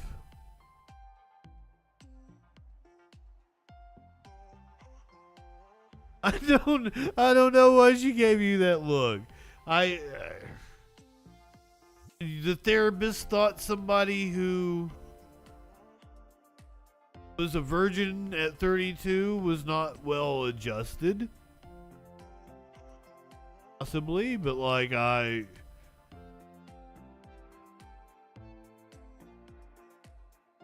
God, Smokey, I don't think there's anything unusual. I wouldn't shame somebody. I might shame somebody if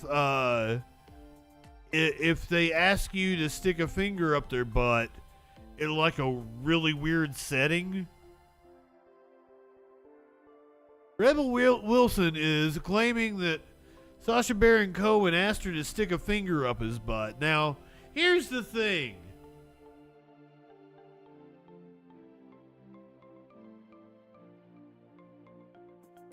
Is it wrong of me to believe that this event occurred?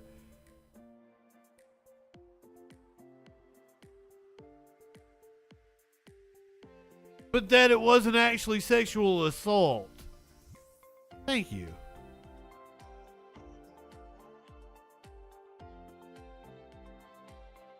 I've got mixed feelings about him. He has some positions I was shocked that he has, because it seems so contrary to other positions he holds. And I've been a big fan of his work for a very, very long time. Who Was America is brilliant.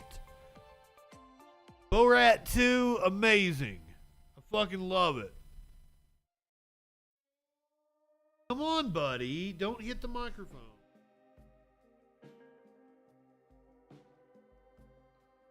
But he also seems very abrasive. That's what I'm saying. Like, I totally believe this event occurred.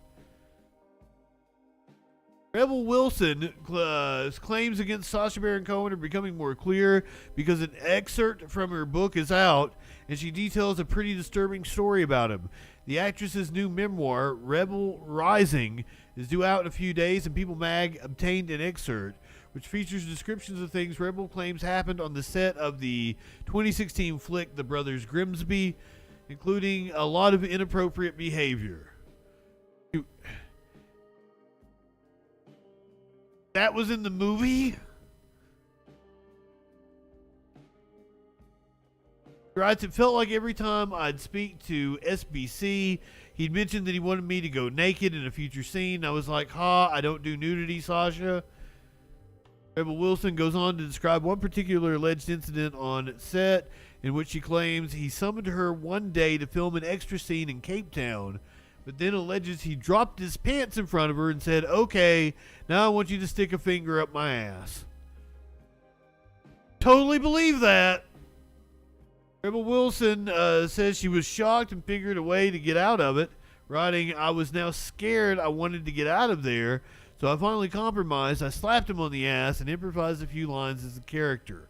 In response, people report Sasha's team provided 9 anonymous statements from fellow crew members that backed the notion the scene was in the script and that Rebel knew exactly what was going on, namely her character was intentionally trying to do this. Rebel, however, counters that, writing in her new book, that she actually talked to a lawyer about it all, and in the end, she says that she bit the bullet and buried the whole thing by laughing it off. One thing she does say, she told producers she wouldn't be promoting the film. This is a post she apparently made on Instagram. "I will not be bullied or silenced by high-priced lawyers or PR crisis managers. The asshole that I am talking about in one chapter of my book is Sacha Baron Cohen." And In the end, the film didn't perform very well, and Rebel says she considers that karma. The reason she's speaking out now, she adds, is to encourage women to speak their truths. Of course, this all comes on the heels of Rebel recently naming Sasha as the asshole whom she had dedicated an entire chapter to in her book. He even looks like an asshole in that picture. Oh, sorry. I turned off the computer audio and totally coughed into the microphone.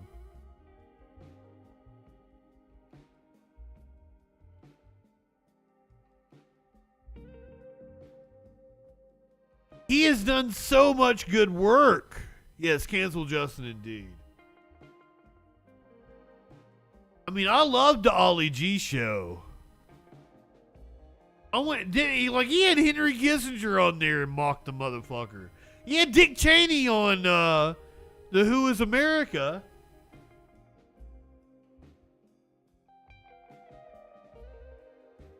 He seems like a real asshole, and isn't he a hardcore Zionist?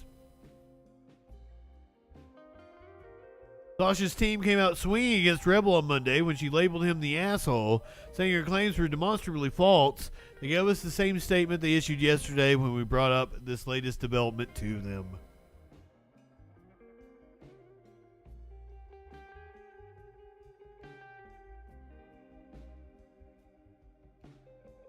I want to like the guy, but he gives me the creeps. Ain't P. Diddy creeps, but it is kind of creepy. Something that doesn't give me the creeps is good guys like this who use their tree climbing skills to rescue cats stuck in trees. I've always been an advocate for helping others when you can, so I jumped at the opportunity to help. Come on. So I don't charge for animal rescues. There's no price I can put on saving an animal. So handsome. Sometimes the kittens are just adventurous and, they get themselves into a predicament. And here comes Steve. I'm Steve Murrow. I'm the owner-operator of Tesla Tree Service. I heart trees. We're an environmentally friendly tree service, so I use battery electric chainsaws. I specialize in climbing trees, removing hazardous limbs from over people's properties. Everything's inside the Tesla. A couple years ago, I had friends reach out because they knew I was a climber, and they said that there was a cat that they saw online. It was stuck in a tree, and there was no one around to help it. I'm here to help. I fell for some kind of ad, didn't I? And also, it kind of said it's fucking Tesla. No fucking way.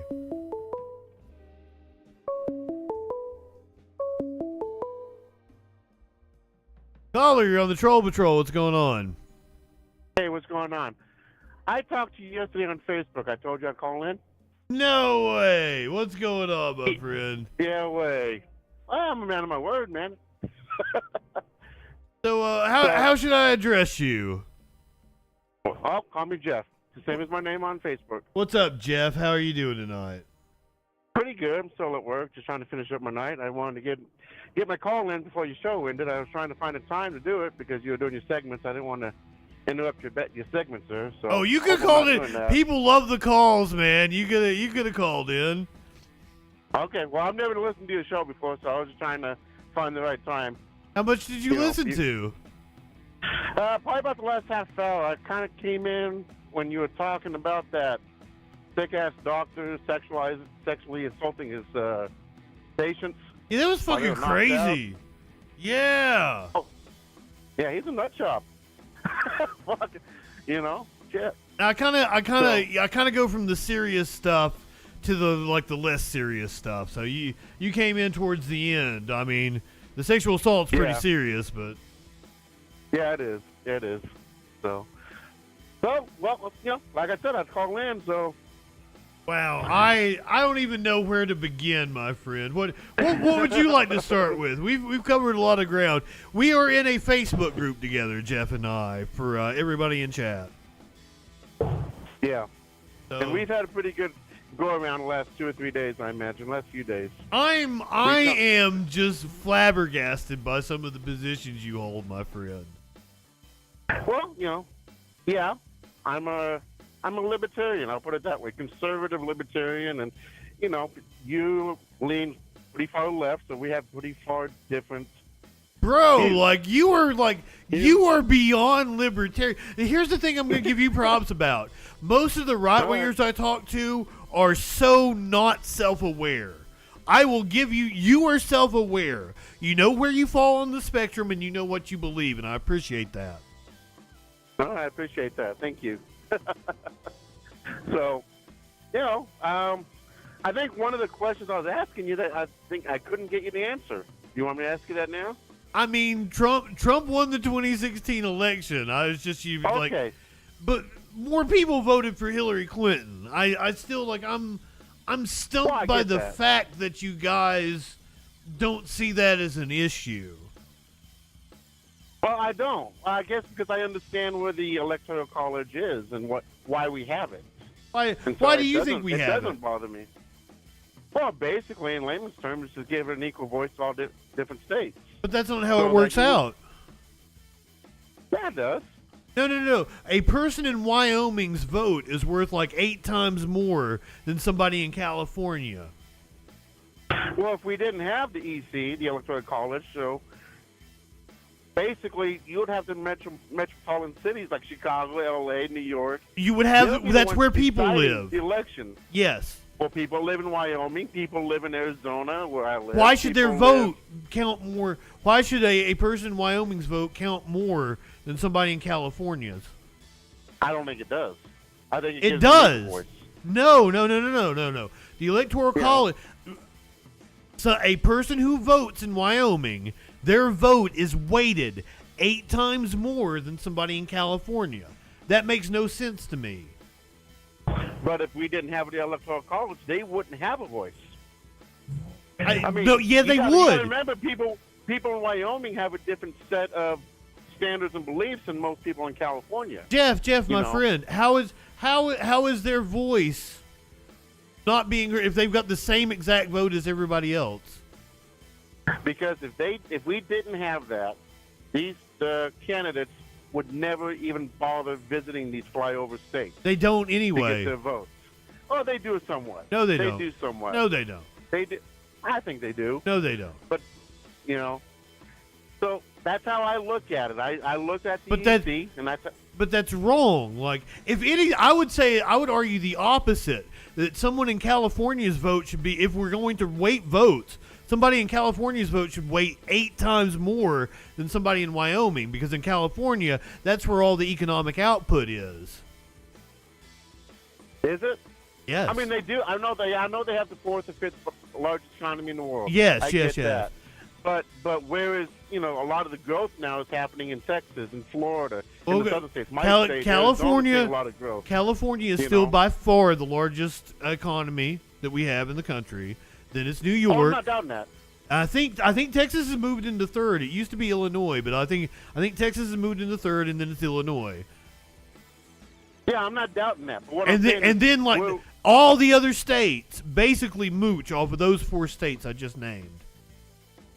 Well, it depends how you want to look at mooching. No. Like, I don't. California, New York, that. Illinois, Texas, they pay far more into the federal coffers than any other state, and than what they get back. Whereas states like Alabama, Louisiana, Kentucky, they take far more out than what they put in. That's what I mean when I say they're moochers. You're talking about receiving tax dollars. Yes. Well, from what I understand on that one, it's kind of a skewed number. So Wyoming, as I said, somebody in Wyoming, I keep using Wyoming because I know specifically it's 8 times more. I know that number to be a fact, right? So I don't know what other states are. Different states would be weighed equally. But somebody in Wyoming's vote is 8 times more powerful than somebody in California. Yet California is keeping Wyoming afloat with tax dollars. And that doesn't seem right to me. Well, I understand why that don't seem much, and I actually do kind of respect your view on that. But I have to see. I gotta go to EC because it gives them a voice. I know you're saying it. You keep saying it gives them a voice, but that doesn't make sense. If we didn't have the Electoral College, their vote would be worth just as much as mine. No, I don't think it would. How? Well, you got to look. How many electoral colleges? I don't know. I'm not looking at it right now. What does California have? 53, 54 electoral college votes? Something What like does that. Wyoming I don't know have? the 7, exact. 8? I don't know the exact number. 7 or 8 for Wyoming. Something. It's in single digits because they're a very what is it? Least populated state in the country, I believe. Yes. Or close to it. Yes. You know, because Yes. I drive through Wyoming and then there's nothing in there. It's piss on the pan. You know, you got Casper and you got a couple of little towns.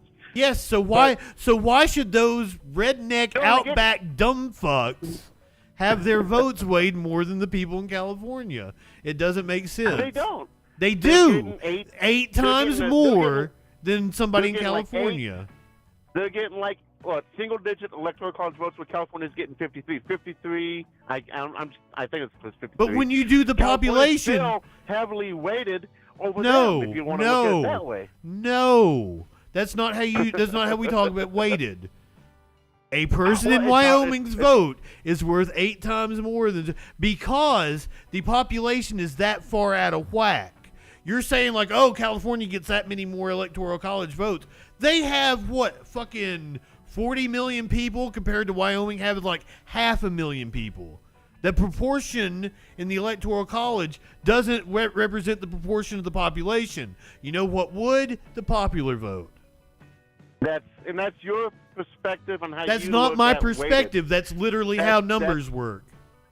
Well, no, I mean, I can say 50-some electoral college votes outweights, what, 8. But That that's not outweighs that. true. It's a different I perspective. just explained to you the math. It's not different perspective. You're obfuscating the fact. You're using your math on how you want to look at it from your perspective. No, I'm not using my math. I'm explaining to you how 40 million population is works. bigger than 500,000. Right? And so you're saying that 500,000 is getting more of a vote Yes. than that 40 million. Yes. But I can easily say California's still getting more of a vote because they have more electoral college. But So, it's more not electoral college proportional to the. It's not proportional to the population. It fucks California over. They don't have proper representation like they should. Well, isn't it though? I mean, isn't it the electoral college Well, is based on the population? reason, and Jeff, please be honest. You're arguing in favor of the electoral college because it benefits your position. Yes, not always. It didn't benefit me in 2020. It didn't benefit me when Obama won in 08 and 12. It doesn't always benefit me, but I'm still going to stick to my belief on it, even when I lose. Multiple presidents in my lifetime have been elected while being the loser of the vote. That's fucked up. Yeah. That's your opinion. That's not my opinion. That's fact. It's fucked up, man. How are we? No, it's not. How are we supposed to live? How are we supposed to live in a democracy where we can compromise with each other when like your viewpoint has more power because of the way the rules are set up? Because we're not a true democracy. I want us to We're be a republic. democracy. I We don't are a want democracy. I don't want a 100% true democracy. I don't think want you the understand what that majority- means. I don't want the majority drowning out the minority completely. I don't want the minority minority fucking over the majority, and that's what's happening right now. Well, not really. That's why we're We have a minoritarian government. It does not represent the people, and that's why things are fucked up in this country. Well, it depends what you consider what's fucked up. What I may consider fucked Wages up, have stagnated for 50 years. This is the biggest chasm in wealth inequality we've ever seen. Inflation is out of control. Rent is out of control. We have a housing crisis. Well, I mean, you're okay with all those things because business is doing well, and I think that's fundamentally a flawed way to look at things. No, I'm not okay with all those things, and I'm. How do I put this? That was kind of a loaded position. Huh? I'm not okay with all the wage stagnation. I'm not okay with the housing crisis and all that. I put that on a lot of it government created problems. But it's not. Yeah, Government is the solution to these problems. See, here's one of the things that you kept going back to when we were talking in the group. I kept mentioning the high tax rate. That's when we were the most prosperous. And I said we've cut taxes for the last 50 years, and we have seen zero wage growth. We've seen wealth inequality spiral out of control, and the middle class be sucked dry. And you keep telling me cutting taxes for business and rich people is good for the economy, and I keep telling you the data says otherwise. So how do you reconcile that? If we went to a 90% tax rate today, it would destroy the economy. Because when it was I was trying to tell you, what I was trying to tell you on the group, when that was 90%, it was between 1944 and I think 1963. We were right after World War II. Half this damn country was in ruins. We weren't in a global economy like we are today. I don't understand. Let me go back to the reason why you have a high tax rate is that they instead of paying out their shareholders and their board of directors, they will reinvest into the company, and it will raise wages, and it will result in higher worker productivity. They're going to do that with their own money if they keep more of their own money. But they don't. You keep saying that, but that doesn't happen. They can only do 4 things with their money, right? Spend, invest, give, and save. Hoard. That's only 4 things. That's what they do. They hoard They're not wealth. hoarding it. Yes, they are. Hoarding it. Okay, where are they hoarding it? Where are they keeping that money? Okay. They keep it in the bank, don't they? No, because you even brought this up the other day. Like fucking, a lot of rich people they're not liquid. They don't have money in a bank. It's their assets. It's their worth in stocks and things. Well, yeah. And that's where the investment comes in. That's where, when they have their money in something, that's the investment part of it. But they don't invest, my friend. They do invest. Yeah, they do. They're always putting their money somewhere to make more money off of it.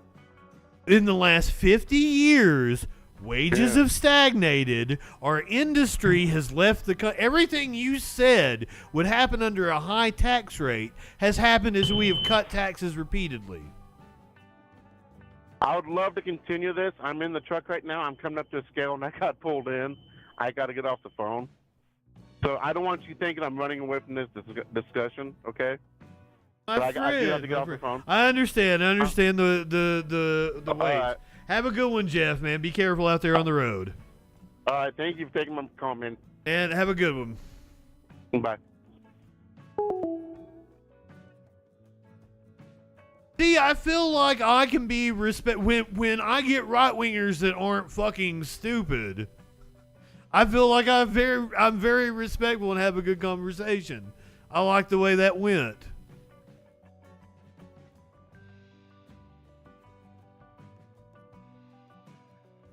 I'm telling you guys, some of his positions are batshit fucking crazy. But he's a nice guy, and as I said, he's self-aware. He's not one of those right-wingers that's like, oh, I'm a centrist, and then spouts off like right-wing bullshit. Like, he knows he's a right-winger. You're still listening, Jeff. Like, I really appreciate you calling in, my friend. I was glad to talk to you. Maybe we can do it again sometime. It's okay, boy. I'll warm you up. I've always been an animal lover. I've always been an advocate for helping others when you can. So I jumped at the opportunity to help. Come on. So I don't charge for animal rescues. There's no price I can put on saving an animal. So handsome. Well, now a dude owns an 18 million company, but it's not a dude. It's a board. It's shareholders that are going to cash out quickly. I'm Steve Murrow. I'm the owner-operator of Tesla Tree Service. I heart trees. We've really structured society in a way that doesn't encourage, like, that was one of the things Jeff brought up, is like, if investing in workers resulted in business making more money, that's what the owners would do. But we've set up this weird system where we have these investment firms and boards and venture capitalists and shit. and they want to make a profit tomorrow, cash out and move on to the next thing. And like Boeing and that would have been something I would have brought up with Jeff eventually. Like Boeing is a great example of this. They've spent years. First of all, they spent like 60 years being like the number one aerospace engineer firm in the world, of building that reputation. And then it took 10, 15 years of finance people coming in. They wanted to, this was one of the things that tripped me out.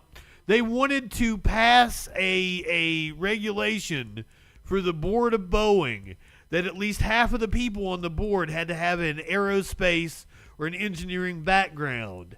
And they put the kibosh on it.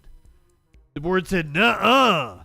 So, like, and you see the result of what happens when we have financial people making the decisions instead of, like, actual qualified. That's your DEI.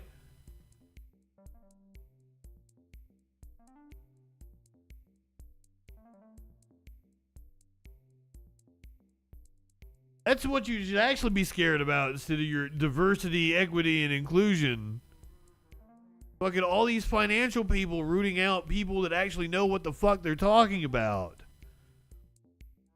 So they can come in and make a quick buck, strip these fucking companies like Boeing.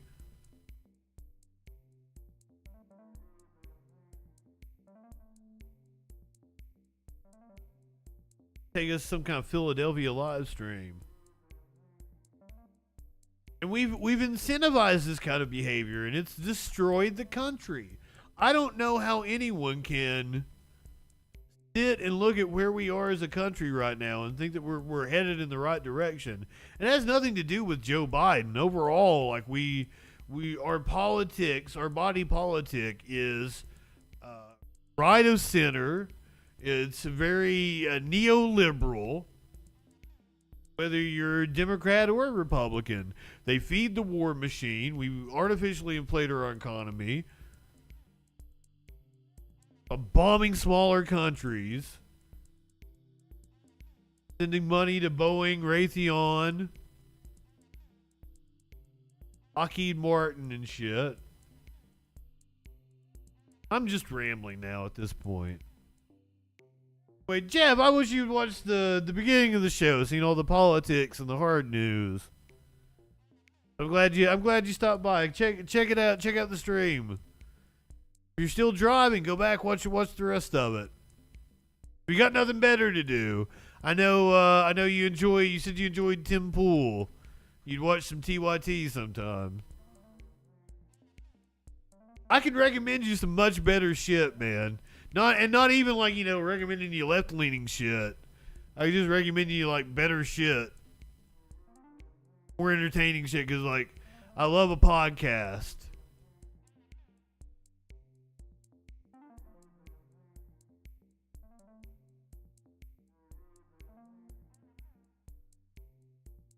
I love that kitty. It's very cute. All right, I swear to you, I'm going to be here on Sunday. I'm not going to leave you guys hanging. I'll be here Sunday because I know for a fact I'm going to take the next Sunday off because it's WrestleMania. So I promise you I will be here Sunday night. This Sunday's Easter, isn't it? Make up some Easter. And I think it's the Trans Day of Visibility. Maybe I'll do a trans flag and we'll do an Easter logo. Who knows? I'll do some weird amalgamation. Praising Christ and our trans overlords. Go ahead, light one up. Tip one back. It's all right to have a little fun before you hit the sack. I'm JustinFREAKIN. We'll see you Sunday night on the Troll Patrol. Live.